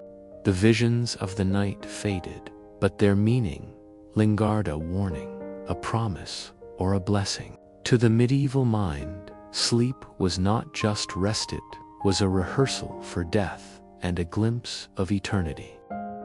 When we think of medieval sleep, we often imagine silence, darkness, and rest, but for many in those times, sleep was the hour of revelation. To the people of the Middle Ages, the night was not just an absence of daylight. It was a sacred veil, a threshold between the mortal world and the divine. Behind that veil, the soul could receive messages from heaven, warnings from hell, or mysteries that no priest could fully explain. In this part of the night, when the world was hushed and the body lay still, God was said to whisper to the faithful, and dreams became sermons, written not on parchment, but on the mind itself. Holy dreams were taken very seriously. When a person claimed to have dreamed of an angel or saint, the community listened. In monasteries and convents, dream reports were carefully recorded, not as curiosities, but as spiritual experiences. These records, called visions or revelations, filled entire manuscripts. Monks described their dreams in precise detail, the colors, the words spoken, even the smells. Each dream was analyzed for signs of divine presence. If a figure glowed with light, if it was shadowed or silent, it might be demonic. Sometimes, what began as a dream was believed to grow into prophecy, shaping not only a single life, but the faith of entire communities. One of the most famous examples comes from a 12th century abbess named Hildegard of Bingen. From childhood, she experienced vivid visions during sleep, great, luminous scenes of creation, angels, and the cosmic order of the universe. She described them as living lights that spoke to her without words. Though she feared these experiences at first, her confessor urged her to record them, and her writings became some of the most important theological works of her age. Hildegard's dreams were not dismissed as madness. They were accepted as divine revelation, proof that God still spoke through chosen souls. Her visions shaped medieval understanding of medicine, music, and mysticism, and she remains one of the great dreamers of history. But Hildegard was not alone. There were countless stories of holy dreams that changed the course of lives and nations. A simple peasant in France once dreamed that Saint Michael the Archangel commanded him to build a chapel on a rocky island by the sea. That vision led to the creation of Mont Saint-Michel, one of the most breathtaking religious sites in the world. The dream of one poor man became a monument of stone and faith. In another tale, a soldier in the Crusades dreamed of a shining cross in the sky the night before battle. He took it as a sign of victory and led his men to triumph. Such stories spread quickly, told from pulpit to marketplace, blending faith, folklore, and awe. These visions were not confined to the saints or noblemen. The poor, too, found meaning in their dreams. A mother who lost her child might dream of the Virgin Mary holding the baby in her arms, and she would wake comforted, believing her child was safe in heaven. A farmer might dream of Saint Isidore plowing a field beside him, and he would believe his harvest would be blessed. Dreams were a language that all could understand, regardless of wealth or education. They gave meaning to suffering and offered hope in a world where life was short and harsh. Yet the church walked a fine line. For every holy dream, there were a dozen false ones. Priests warned that the devil was cunning and could disguise himself as an angel of light. A dream that flattered pride or tempted desire was to be mistrusted. Confessors advised their flock to pray for discernment, to ask whether a vision led to humility or to vanity. Even saints were not exempt from doubt. Saint Francis of Assisi, it was said, once dreamed that God told him to rebuild his church. Francis took the words literally and began repairing an old chapel with his hands, only to later realize the dream had meant a spiritual renewal of faith. His mistake became a lesson. Divine dreams required divine interpretation. Dreams also played a role in the making of kings. Medieval rulers often used dreams as signs of legitimacy or divine favor. Chronicles tell of kings who dreamed of crowns descending from heaven or of serpents defeated by golden lions. These dreams were written into royal histories, giving their reigns an air of divine approval. Even battles were sometimes fought because of dreams. A sign seen by one leader could be enough to start a war or forge a peace. To medieval minds, dreams were not mere imagination. They were politics, prophecy, and proof of God's hand in human affairs. But not all dreams brought comfort. Some brought fear, visions of punishment, apocalypse, and death. During times of plague and famine, people dreamed of fire raining from the sky or of cities drowned in blood. Chroniclers wrote that before the Black Death, many reported seeing grim figures in their sleep, hooded, faceless beings holding scythes or torches. Whether these were true dreams or tales told after the fact, they reflected the deep anxiety of a world where death was never far away. In such times, even nightmares could be seen as divine warnings, urging repentance before disaster struck. One of the most fascinating beliefs was that dreams could be shared across distances. Friends or lovers, separated by war, sometimes claimed to have dreamed of one another on the same night. Mothers said they knew their sons had died in battle because they dreamed of them calling out from the darkness. These experiences reinforced the medieval sense that dreams were real connections between souls, not illusions. The body might be bound by space, but the soul, in sleep, could travel anywhere, even beyond death. The connection between dreams and divine revelation also found its way into art and literature. Gothic churches were filled with images of sleeping prophets and dreaming saints. Stained glass windows depicted Joseph dreaming of angels, Daniel interpreting the dreams of kings, and Mary receiving heavenly messages in visions. Even poets took inspiration from this nocturnal world. The famous English work, The Dream of the Rood, presents a dream in which the cross of Christ speaks to the sleeper, recounting its suffering and glory. In Chaucer's Book of the Duchess, a grieving man meets a ghostly lady in a dream and learns to accept loss.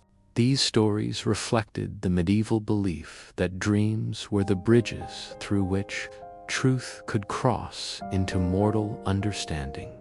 In monasteries, dreams were carefully monitored. If a monk claimed to have seen Christ or an angel, his superior would test him, questioning his fasting, his obedience, and his humility. True visions were believed to bring peace and clarity, while false ones left confusion or pride. The monk who passed the test might be considered blessed, even saintly. The one who failed risked punishment for vanity or deceit. This process shows how seriously dreams were taken and how dangerous they could be for the unguarded soul. Physicians, too, began studying holy dreams in their own way. They argued that certain temperaments were more likely to receive visions, particularly those who were melancholic, quiet, and prone to fasting. These were the people whose spirits were lighter and more open to divine influence. To modern minds, it might sound like psychology. To them, it was theology in practice. Fasting, prayer, and solitude were not just pious acts, they purified the mind, making it a clearer mirror for God's reflection during sleep. As centuries passed, the meaning of dreams began to shift. Scholars like Thomas Aquinas and Albertus Magnus wrote about dreams not just as divine messages, but as natural processes, manifestations of thought, emotion, and the movement of bodily humors.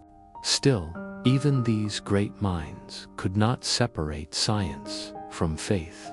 Aquinas taught that God could speak through nature itself, and thus dreams could be both natural and divine. The medieval sleeper lay at the crossroads of heaven and earth, where reason and mystery intertwined. And when the night finally ended, when roosters crowed and the first light touched the horizon, those who had dreamed felt both wonder and relief. They rose slowly, crossing themselves, and whispered thanks for another safe return from the realm of shadows. Some went to confess what they had seen. Others kept it secret, fearing ridicule or disbelief. But all carried their dreams into the waking day like fragile treasures.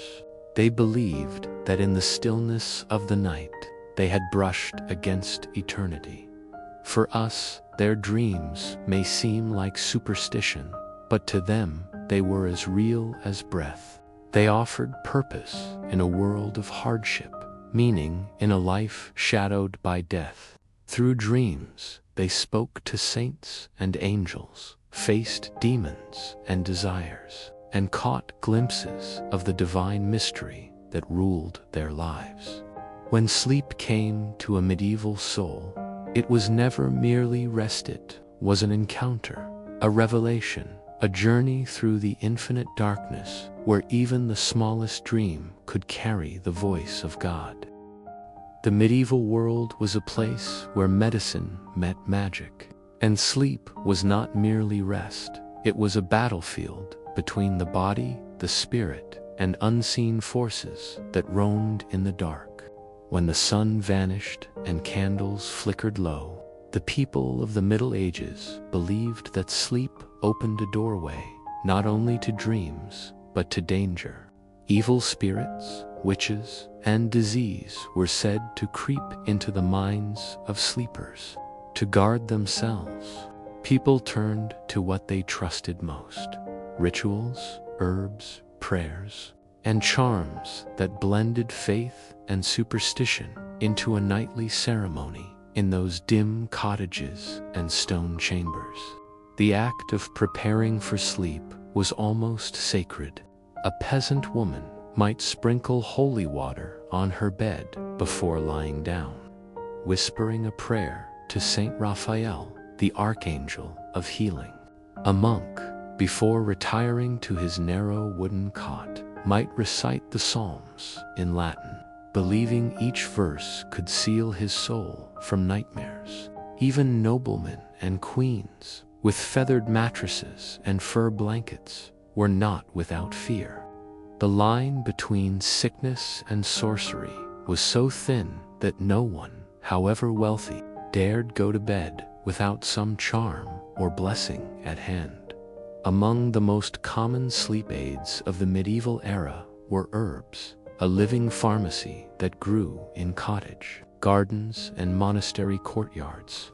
Lavender was treasured not only for its fragrance, but for its power to drive away melancholy and bad spirits. Bundles of lavender were hung near beds or stuffed into pillows to calm troubled minds. Valerian root, often boiled into tea or soaked in wine, was believed to quiet the choler, the fiery humor that caused restlessness and nightmares. Chamomile, mint, and wild thyme were used to soften the senses and promote gentle dreams. But medieval people didn't stop at drinking herbs. They believed in their spiritual presence, too. A healer might tell someone who suffered from night terrors to place a sprig of rosemary under their pillow or to wear a garland of marjoram around their head before sleeping. These were not just rustic remedies. They were thought to ward off demons. In monastic texts, certain herbs were even associated with specific saints.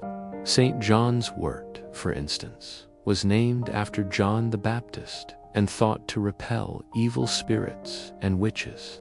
It was called fuga demonum, the flight of demons.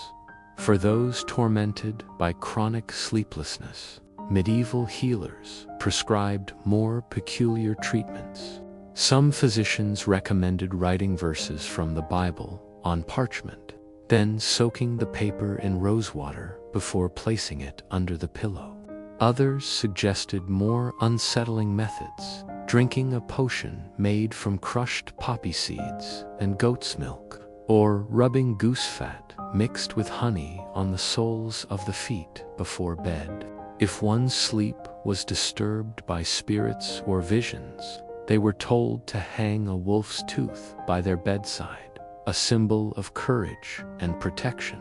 In many parts of Europe, especially rural England and Germany, sleep charms were passed down like family heirlooms.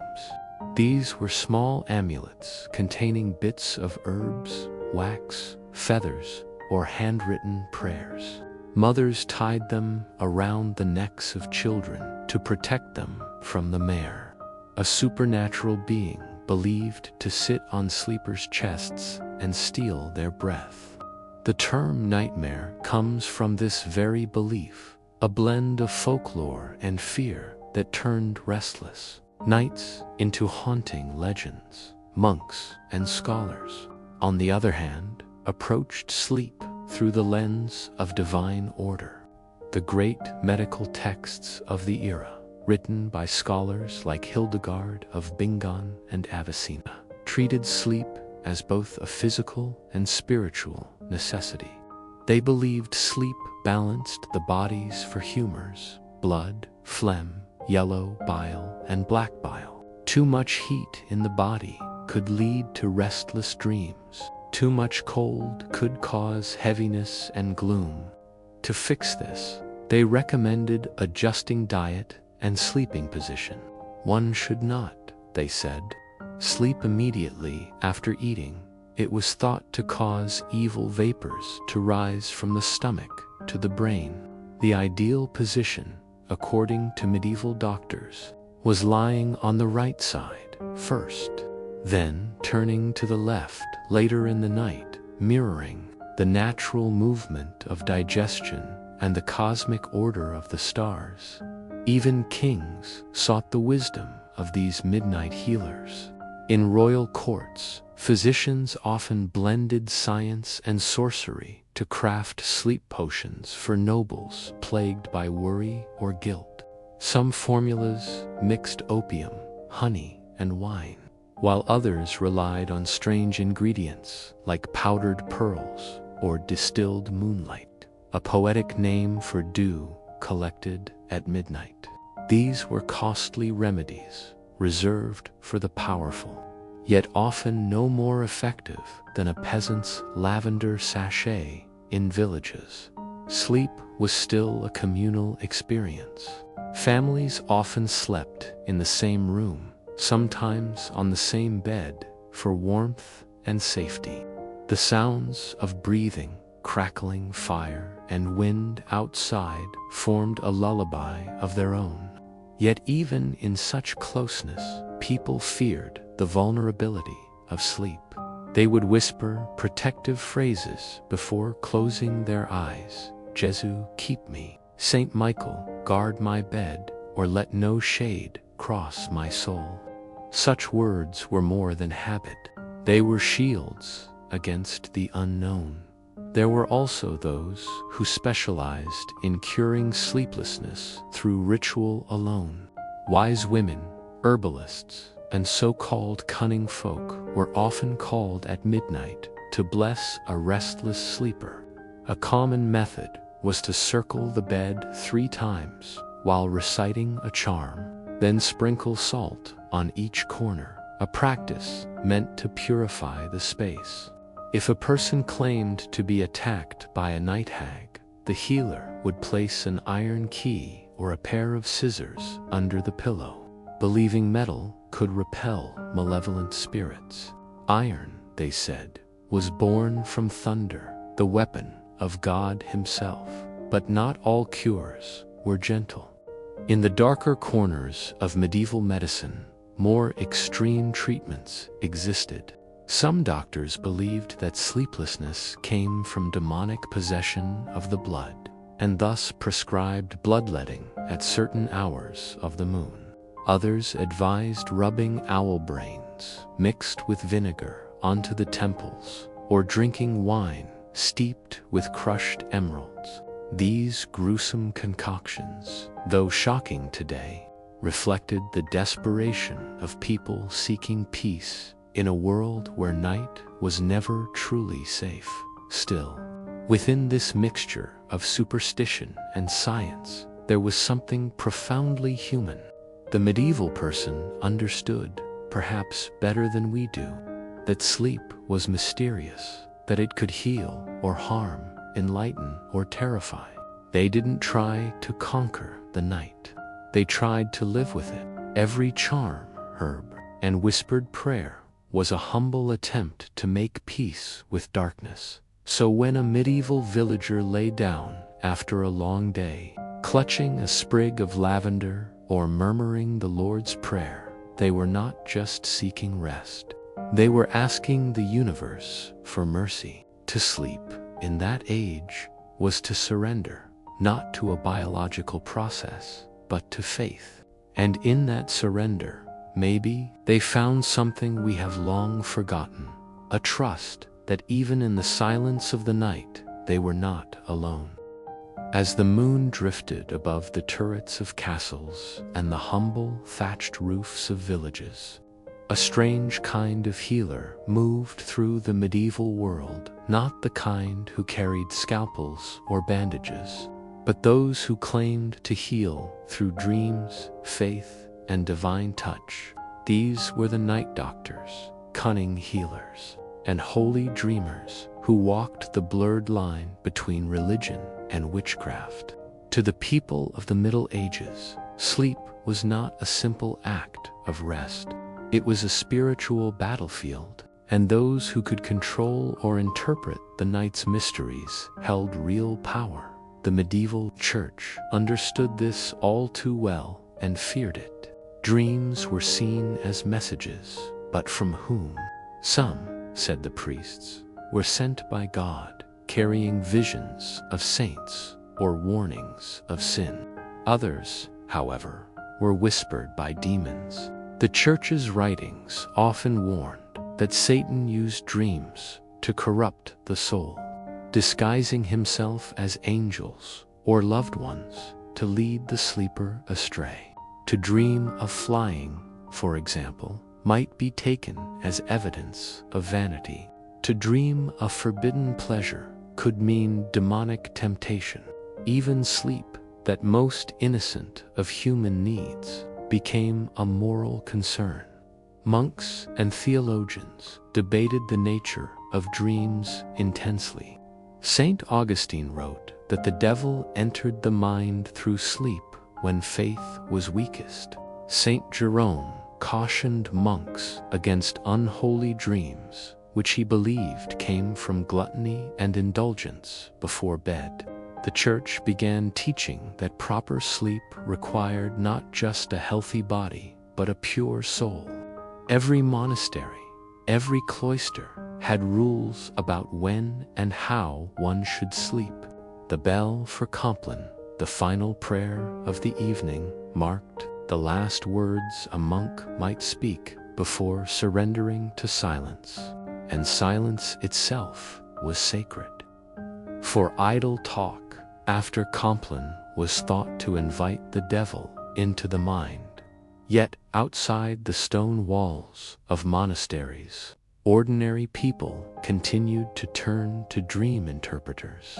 In villages across England, France, and Germany, women with knowledge of herbs and scripture offered their services as dream readers. They were neither doctors nor priests, but something in between, the keepers of ancient, half-pagan wisdom that had survived since pre-Christian times.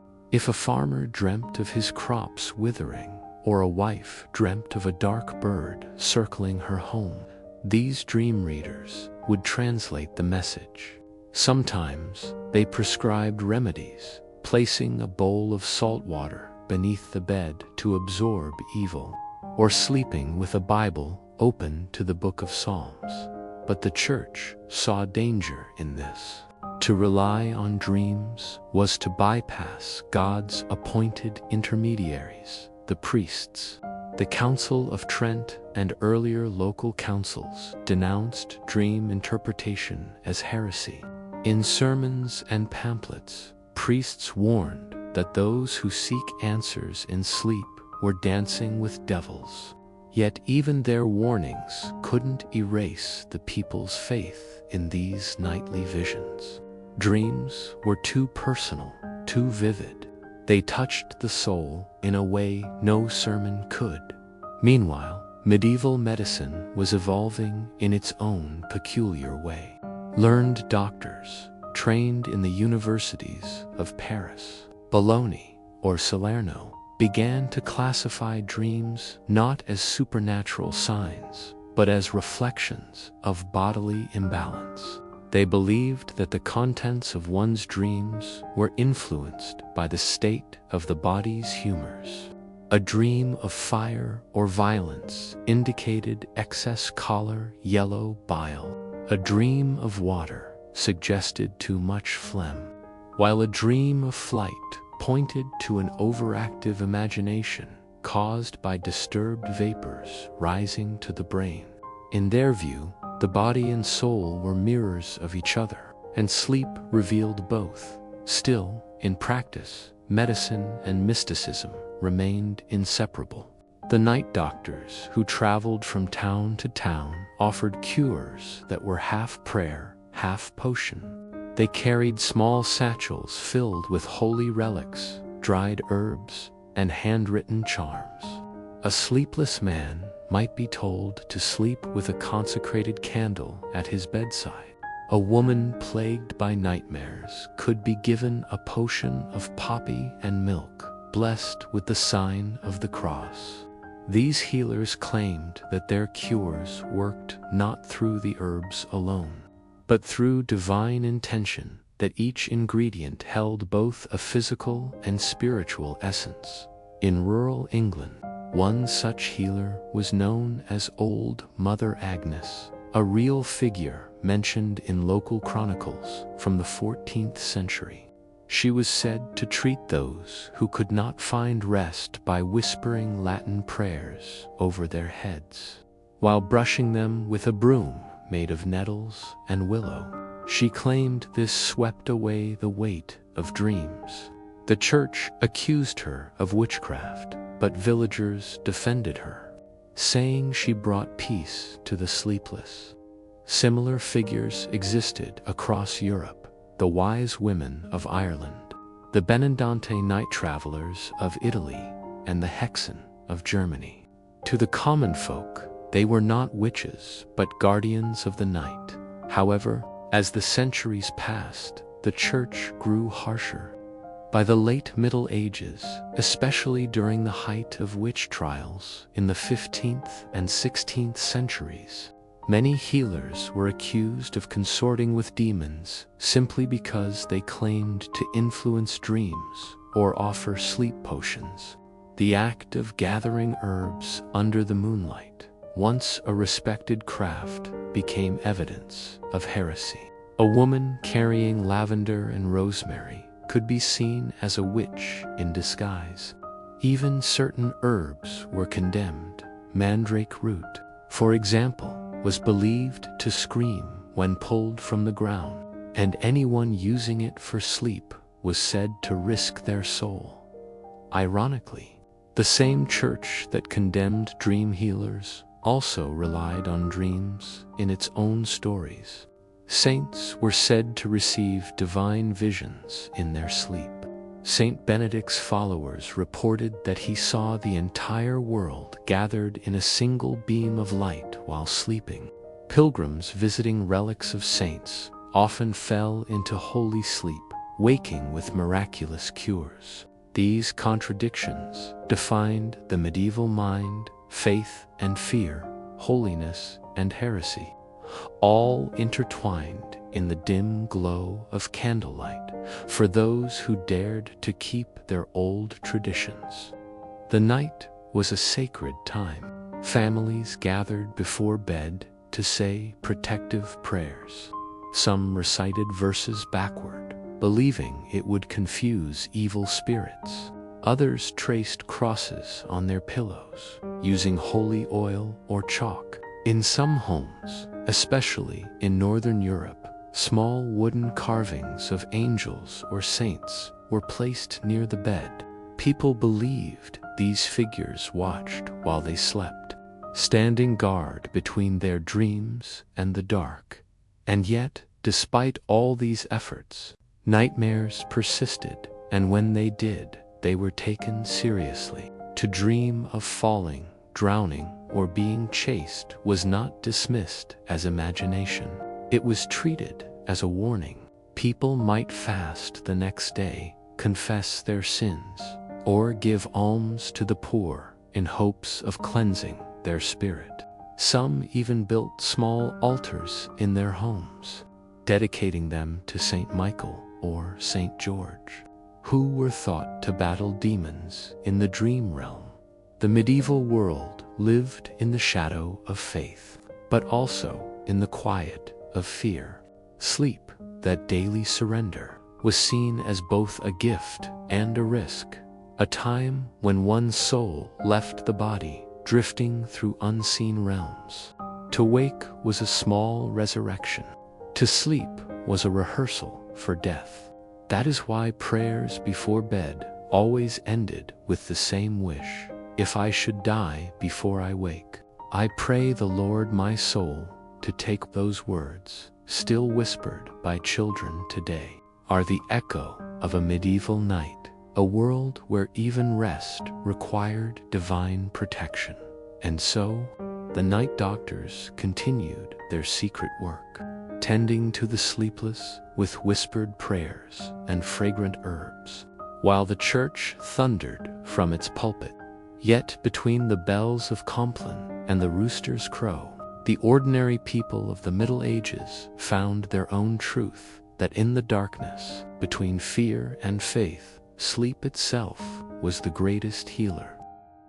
In the late medieval night, when the hearth embers dimmed and the village lay wrapped in silence, people believed the world between wakefulness and slumber was thin, fragile as a candle flame flickering in the dark. Sleep was not a safe retreat. It was a journey, and sometimes that journey went wrong. To dream was to wander. To wander too far was to risk never coming back. For the people of the Middle Ages, the darkness that came with sleep was more than just the absence of light. It was the realm of spirits, demons, and unexplainable visitations that both fascinated and terrified them. The medieval mind did not separate the physical from the spiritual. Every ailment, Every dream, every sleepless night had meaning. If someone thrashed in their sleep, it wasn't restlessness, it was possession. If a woman woke screaming in the night, she wasn't simply frightened, she had been attacked by a night demon. One of the most feared of these entities was the incubus, a demonic male spirit said to visit women in their sleep, lying upon them to steal their breath or corrupt their souls. Its female counterpart, the succubus, preyed upon men, appearing in the shape of a beautiful woman only to drain their life force by morning. These dark legends had deep roots. Ancient pagan myths had long described spirits who sat on sleepers' chests, suffocating them. The Norse called it the Mara, from which the English word nightmare was born. In Slavic lands, it was known as Zamora, a spirit that crept into homes through keyholes or cracks in the wall. Even in Christian Europe, these beliefs persisted, reshaped by theology and fear. Church scholars explained that these dream demons were real, fallen angels sent to tempt the faithful. Their attacks were a punishment for unconfessed sin or for those who fell asleep without prayer to defend themselves. Medieval people created elaborate rituals. They would place iron scissors under their pillows open in the shape of a cross to keep demons at bay. Some tied ribbons, blessed by priests, around their wrists or necks. Others drew protective signs on their bedposts using chalk consecrated on Easter. Mothers whispered ancient rhymes over their children, not found in any Bible, but believed to ward off evil. Sleep soft, sleep sound, no devil come round. In every village across Europe, the fear of the night's invisible visitors shaped the way people slept. Even learned physicians, steeped in the science of Galen and Aristotle, recognized that dreams held power. They wrote treatises explaining that demons did not literally enter the body, rather, corrupted vapors from the stomach or the imagination gave rise to phantoms. Yet even these doctors acknowledged the spiritual. The boundaries between medicine, religion, and magic were porous. A physician might prescribe valerian or poppy to calm the nerves, and then recommend reciting a psalm before bed to cleanse the soul's air. In the monasteries, the relationship between sleep and sin was a constant concern. Monks were expected to regulate their rest carefully. Too much sleep, they believed, invited sloth, one of the 7 deadly sins. Too little, however, made the mind vulnerable to temptation. Monks slept in communal dormitories, often with candles burning low, both for light and protection. Some even slept in their robes to resist the temptation of comfort. Before lying down, they chanted, "Into thy hands, O Lord, I commend my spirit." This wasn't poetry, it was protection. But even the holy were not spared the trials of the night. Chronicles tell of monks waking in terror, claiming to have seen devils at their bedsides. In the Vita Petrum, the lives of the Desert Fathers, early Christian hermits, describe nights of struggle where demons whispered blasphemies into their dreams. Saint Anthony himself was said to have battled a host of demonic apparitions in his sleep, his body left bruised and broken by dawn. To the medieval believer, these stories were not metaphors. They were proof that sleep could be a spiritual battlefield in the homes of common folk. This fear translated into nightly vigilance. Families slept close together, both for warmth and protection.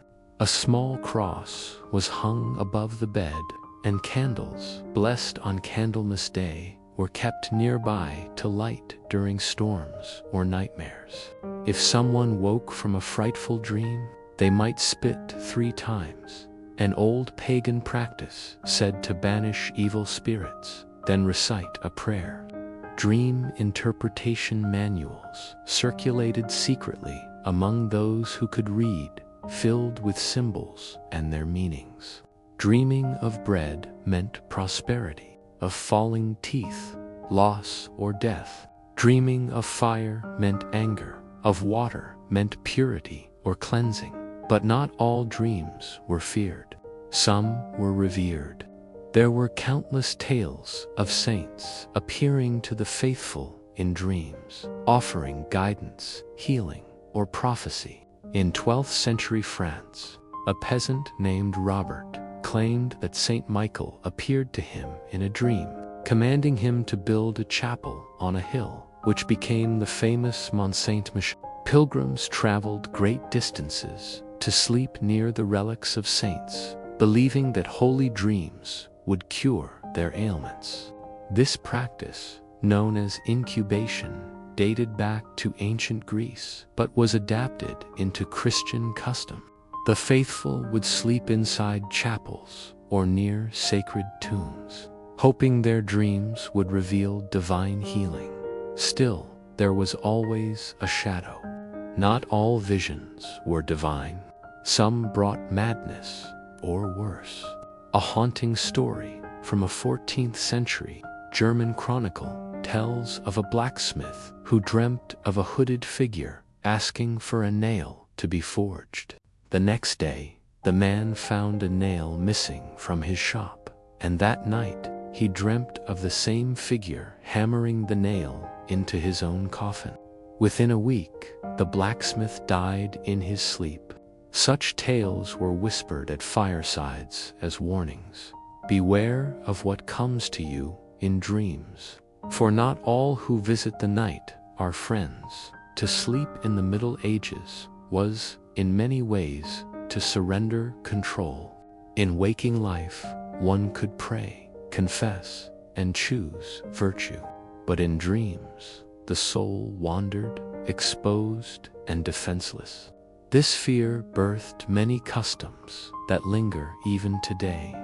The idea of saying prayers before bed, of crossing oneself before sleep, of covering mirrors at night to keep spirits from entering through reflections, all stem from those medieval anxieties about what lay beyond the veil of rest.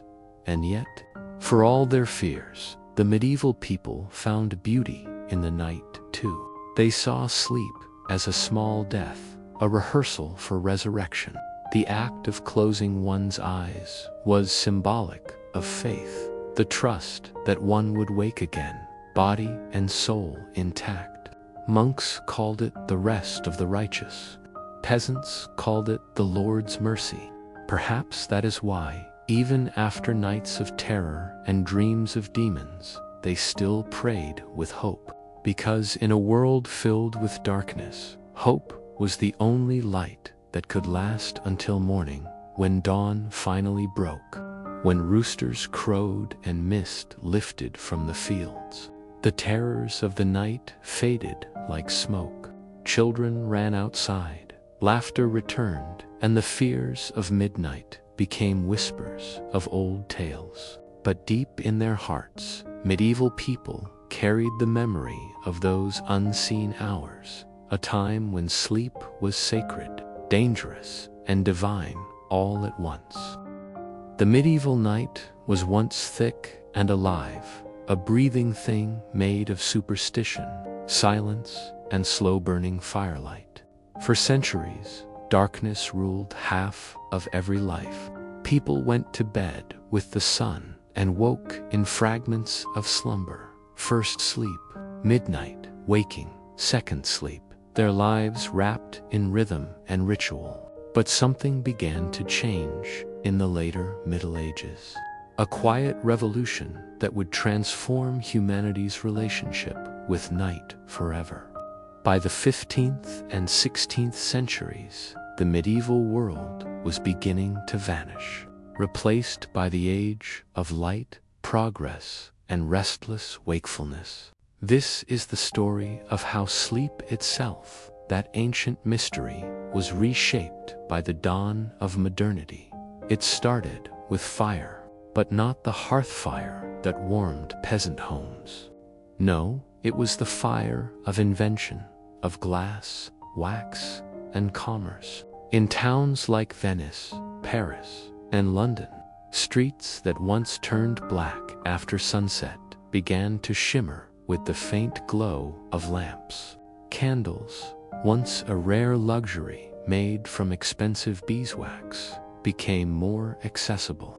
The new discovery of tallow candles made from animal fat filled the homes of merchants and artisans.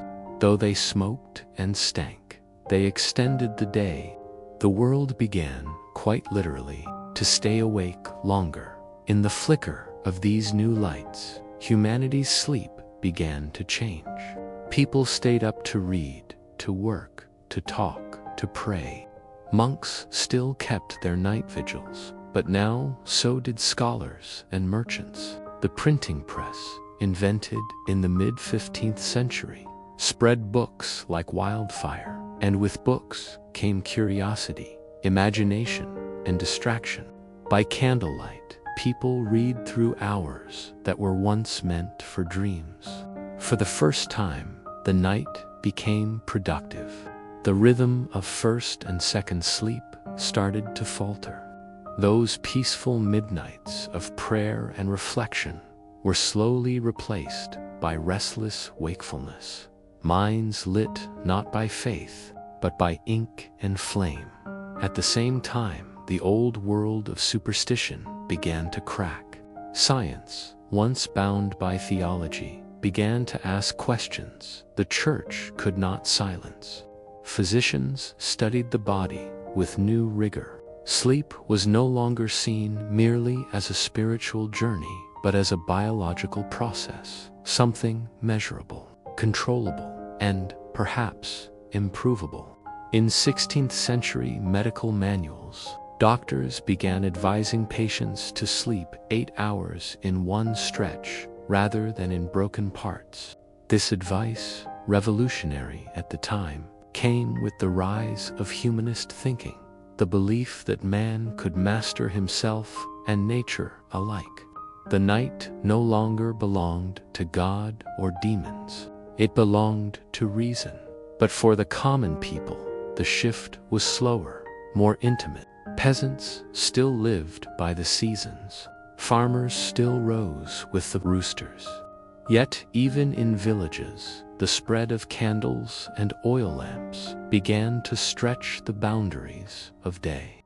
A farmer might now sit with his family after sunset, repairing tools or telling stories longer into the night. Sleep, once divided and ritualized, grew condensed, squeezed between labor and light. The communal silence that once ruled medieval nights was breaking. With this change came a new emotion, loneliness. In the medieval night, no one was truly alone. People slept side by side, children and elders, friends and strangers alike. The room's darkness was filled with breath, warmth, and murmured prayers. But as prosperity grew and homes expanded, people began sleeping in separate rooms. Privacy, once rare, became a symbol of wealth. The bedchamber transformed from a shared space into an intimate one. The act of sleep, once communal and sacred, became personal and private. And in that privacy, something ancient was lost: the comfort of collective dreaming. Meanwhile, the church's power over the night began to fade. The Reformation shattered old religious certainties. The authority of saints and relics weakened.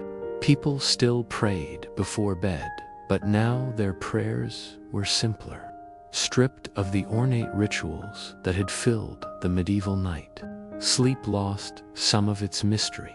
No longer did people place charms under their pillows or sprinkle holy water on their beds, at least not as often. The night became less spiritual, less magical, and perhaps less forgiving. By the 17th century, cities glowed where darkness had once reigned.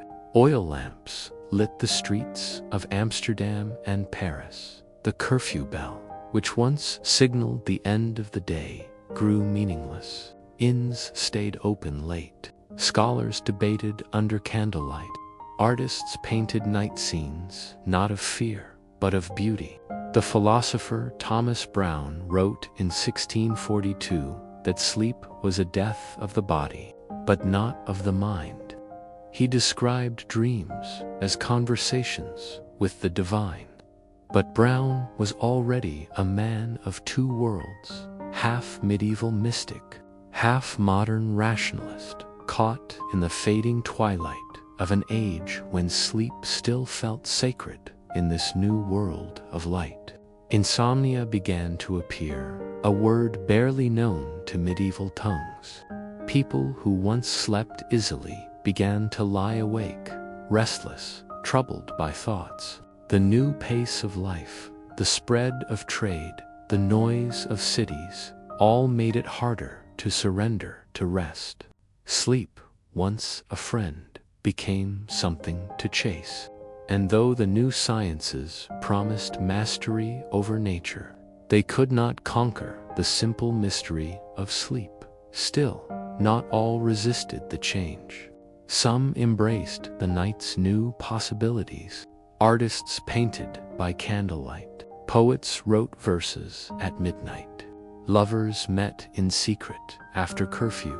The night, once feared, became romantic, a time of imagination, creativity, and freedom. The moon, once an omen of spirits, now symbolized beauty and thought. This was the dawn of modern sleep, not peaceful, not perfect, but profoundly human. Yet, if we listen closely, beneath the hum of our electric lights, the echoes of the medieval night still whisper. The body remembers the rhythm of two sleeps. The soul remembers the prayers before bed, the silence between waking and dreams. And though we live in an age that never truly sleeps, a part of us still yearns for that ancient darkness, for the quiet hum of a world that once knew how to rest. The medieval people, for all their fears and ignorance, had something we have lost: reverence for the night. They feared it, yes, but they also respected it. They saw sleep not as wasted time, but as a meeting with the divine, a nightly surrender of control. In our bright, restless world, that humility is rare. We have conquered the dark, but perhaps, in doing so, we've forgotten how to dream. As centuries turned and the world drifted from the medieval darkness into a half-lit dawn, something subtle and extraordinary happened. Humanity invented midnight. Not the astronomical midnight that always existed, but the idea of midnight. A line dividing the night, a marker between yesterday and tomorrow. In the medieval world, time was fluid, measured by prayer bells, candles, and the stars. But as clocks began to tick and the glow of civilization spread, people started to look at the night differently. They no longer drifted through it like dreamers. They began to count it, control it, live by it. And in doing so, they redefined what it meant to sleep, to wake, and to exist in darkness. In the early medieval centuries, time itself was a matter of faith. Monks governed their hours by divine rhythm, matins, lauds, prime, a sequence of prayers that divided day and night into holy fragments. Ordinary people, meanwhile, knew time only through nature. The cock's crow, the dimming of the sun, the toll of a distant bell. There were no personal clocks, no midnight feasts, no precise awareness of hours. When the sun fell, so did the world. But by the 14th century, mechanical clocks began appearing on church towers. With their iron gears and swinging weights, they transformed the flow of time from spiritual to mechanical. Now, the hours were visible, measurable, and loud, and when people could measure time, they began to fill it. This was the birth of the modern night, a time no longer surrendered to dreams, but divided into tasks, pleasures, and thoughts. Midnight became more than a passage through sleep. It became a moment in consciousness. Candles burned longer. Oil lamps were refilled, and city streets echoed with late footsteps. Merchants kept accounts under flickering light. Artists and philosophers, like Leonardo da Vinci, worked deep into the night, their minds restless, their quills scratching into silence. The medieval world had known night as a space of surrender. The modern world was beginning to see it as a space of creation. Yet this shift came with a cost.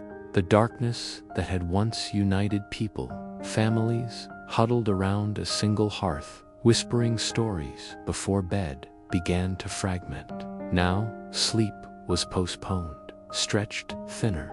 People lingered longer before resting.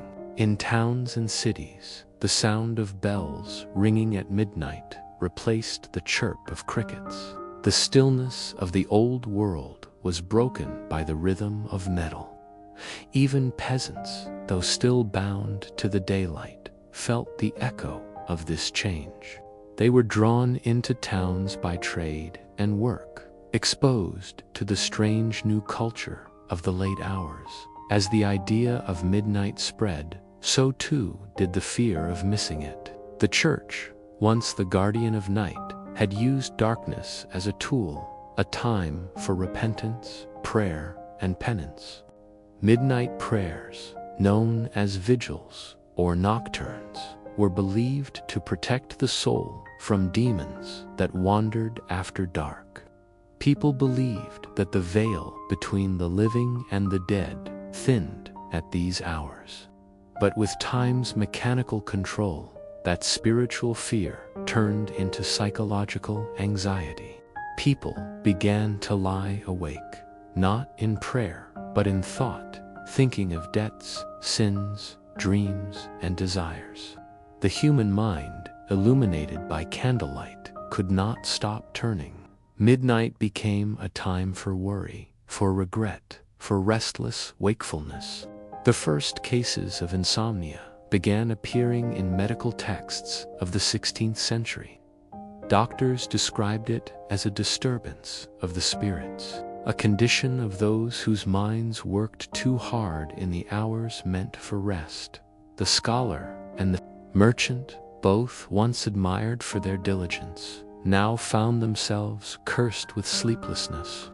The very control humanity sought over time had begun to enslave it.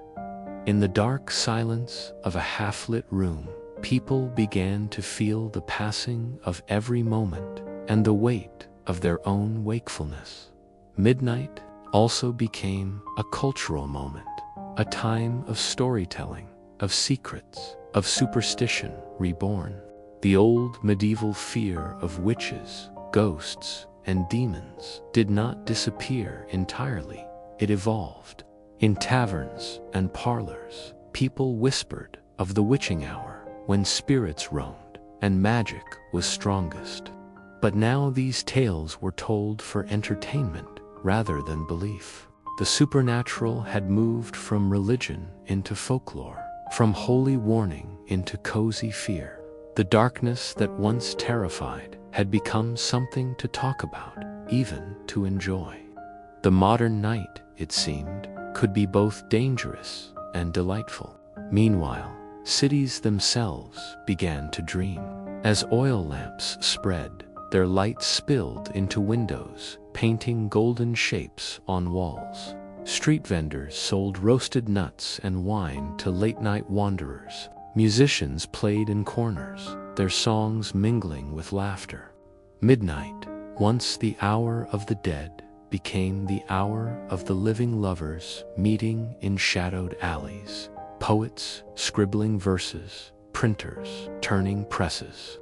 Humanity had taken the night and filled it with noise, light, and life. Time of silence had become a stage for the restless heart. But not everyone welcomed this awakening. Religious reformers condemned the growing habit of unholy hours, claiming that man's desire to stretch the night was a sign of pride, a rebellion against the natural order set by God. Philosophers worried about the effects of constant wakefulness. Sleep was still seen as necessary for both soul and body, but now it had to be earned. Those who stayed up too late, they said, would lose not only rest, but grace. In response, manuals on proper living began to appear, advising people on when to eat, pray, and sleep, and always warning against excess. Yet despite such caution, humanity could not resist the lure of midnight. It was too beautiful, too mysterious, too alive. In the art of the late Renaissance, this fascination shines.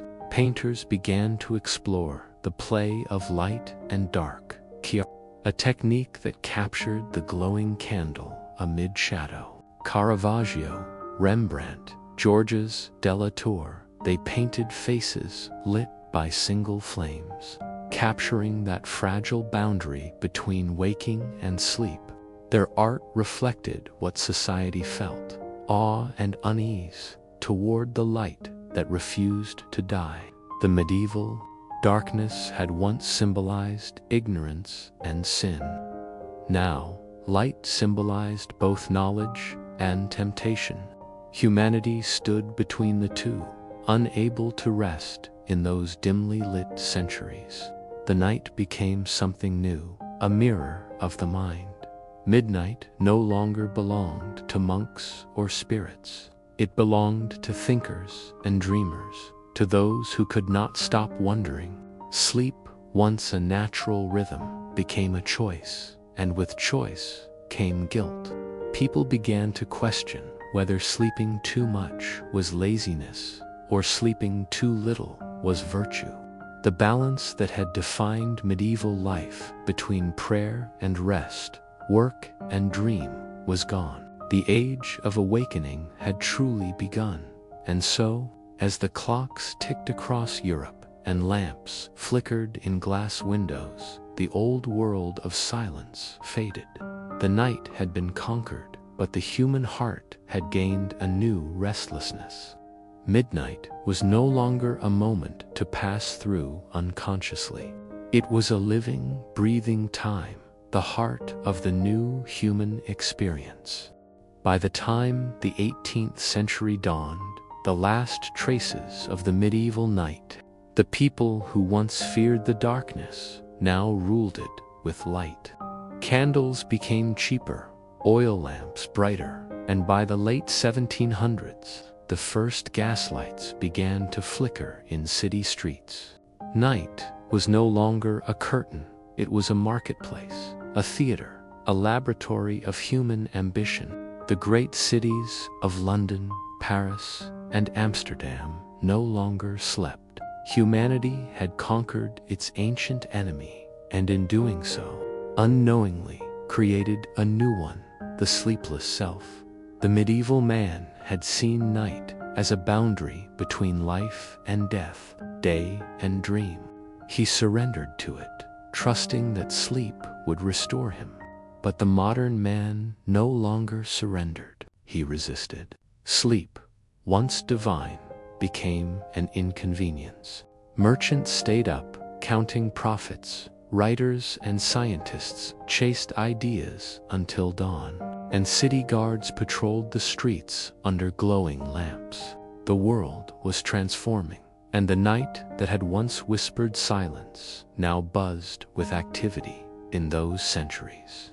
The phrase, burning the midnight oil, was born, not as a metaphor, but as a daily reality. The flicker of the oil lamp became a symbol of industry, of progress, of man's refusal to yield to nature. But beneath that proud glow, exhaustion crept quietly. Doctors began to notice new kinds of fatigue, not from laboring in the fields, but from the strain of the mind. The new world valued productivity above peace, and even sleep was expected to serve purpose. Where medieval peasants had rested as part of life's rhythm, the modern citizen began to measure rest as time lost. In the grand houses of Europe, the bedchamber itself changed. In medieval times, a bed was a shared space. Family members, servants, even guests might sleep side by side, wrapped in quilts and comfort. Now, privacy became fashion. The wealthy designed ornate bedrooms with drapes and locks, emphasizing solitude and status. The bed transformed into a throne of individuality, its curtains shutting out both noise and companionship.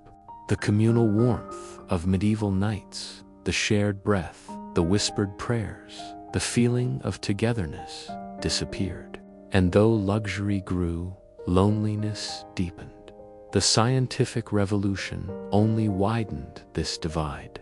Thinkers like René Descartes and Isaac Newton championed reason, calculation, and order, and the body, too, became something to be studied and disciplined. Physicians began to prescribe exact sleeping hours, warning against sloth and unproductive dreaming. Sleep was stripped of its mystery, reduced to a function of biology and time. Dreams, once sacred messages from the divine, became mere chemical echoes in the brain. Humanity had learned to explain the night, but in explaining it, they emptied it of wonder. Yet even as reason rose, nostalgia lingered. Poets mourned the passing of the true night, the wild, star-filled, fearful darkness that once shaped human imagination. In their verses, they tried to reclaim it. William Blake wrote of holy sleep and dreams of the soul, while Coleridge and Wordsworth wandered the midnight hills, seeking something ancient that had been lost. The Romantic poets, for all their love of progress, yearned for the quiet awe of medieval night, the sense that sleep connected man to something larger than himself. Meanwhile, the Industrial Revolution swept across the world like a storm of fire and steam.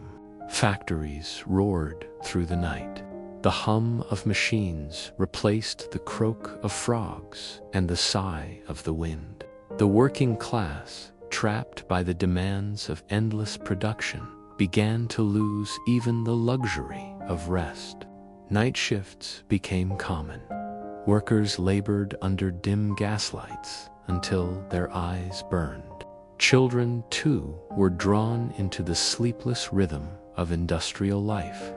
The medieval night, once a time of prayer and peace, was now filled with smoke, noise, and exhaustion. Humanity had turned the dark into a machine. As technology advanced, the night became ever brighter. In 1807, London introduced gas street lighting, and within decades, cities across Europe and America followed. The stars disappeared behind a haze of human light. Philosophers and naturalists wrote mournfully of this new blindness, a world that could no longer see its own sky. The night had lost its depth, its silence, its power to humble. It was no longer infinite, it was illuminated.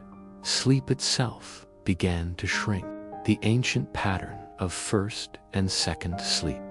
The gentle rhythm that had guided human rest for millennia collapsed completely. People now slept in one long stretch, usually shorter than before. The midnight waking, once a time of prayer, reflection, or quiet talk, vanished. In its place came a restless tossing, an inability to fully surrender. Doctors called it nervous wakefulness. Society called it progress. By the late 19th century, the electric bulb sealed the night's fate. Thomas Edison's invention turned darkness into permanent day. Streets gleamed, factories glowed, homes burned with light long past sunset. The night, for the first time in human history, ceased to exist. The eternal day had begun, but so had a quiet epidemic of sleeplessness. People who once found comfort in natural darkness now found themselves haunted by the glare of invention. The body, ancient and rhythmic, could not keep pace with the artificial sun. Psychologists began to study the effects of sleeplessness, anxiety, depression, hysteria. In older centuries, these had been called spiritual afflictions, cured with prayer or rest. Now they were the diseases of civilization. The new insomnia wasn't born from demons or curses. It came from clocks, lamps, and unending noise. Humanity had traded the mystery of night for the tyranny of wakefulness. Yet even amid this sleepless modern world, traces of the medieval lingered, like ghosts clinging to the edges of electric light. Some people still prayed before bed. Some still dreamed of angels and omens. The old rhythms lived on in the body's secret memory. For though we had forgotten the art of two sleeps, our circadian hearts still pulsed with ancient echoes. We still woke at midnight sometimes, feeling the strange, nameless peace of an hour that once belonged to both heaven and man. The medieval people, for all their fears and ignorance, had known a truth we lost, that darkness was not merely absence, but presence, a living, breathing force that shaped the soul. They feared it, but they also honored it. They believed that sleep was sacred, a bridge between worlds. We, in our brilliance, have crossed that bridge and burned it behind us. Now, in the 21st century, our cities shine brighter than ever. Our nights are filled with screens instead of stars. We sleep less, dream less, and wake more, but we do not rest. The night, once a gift, has become a burden. We lie in our beds, surrounded by artificial light, scrolling, thinking, worrying, haunted not by spirits, but by our own creation. The medieval man would have looked at us in disbelief. How strange, he might think, that a people so powerful cannot sleep. And perhaps, in that thought, lies the last whisper of the old world. Because deep down, beneath our glowing cities and sleepless minds, we still crave what they once had: the darkness, the silence, the surrender. The medieval night may be gone, but the longing for it never will be.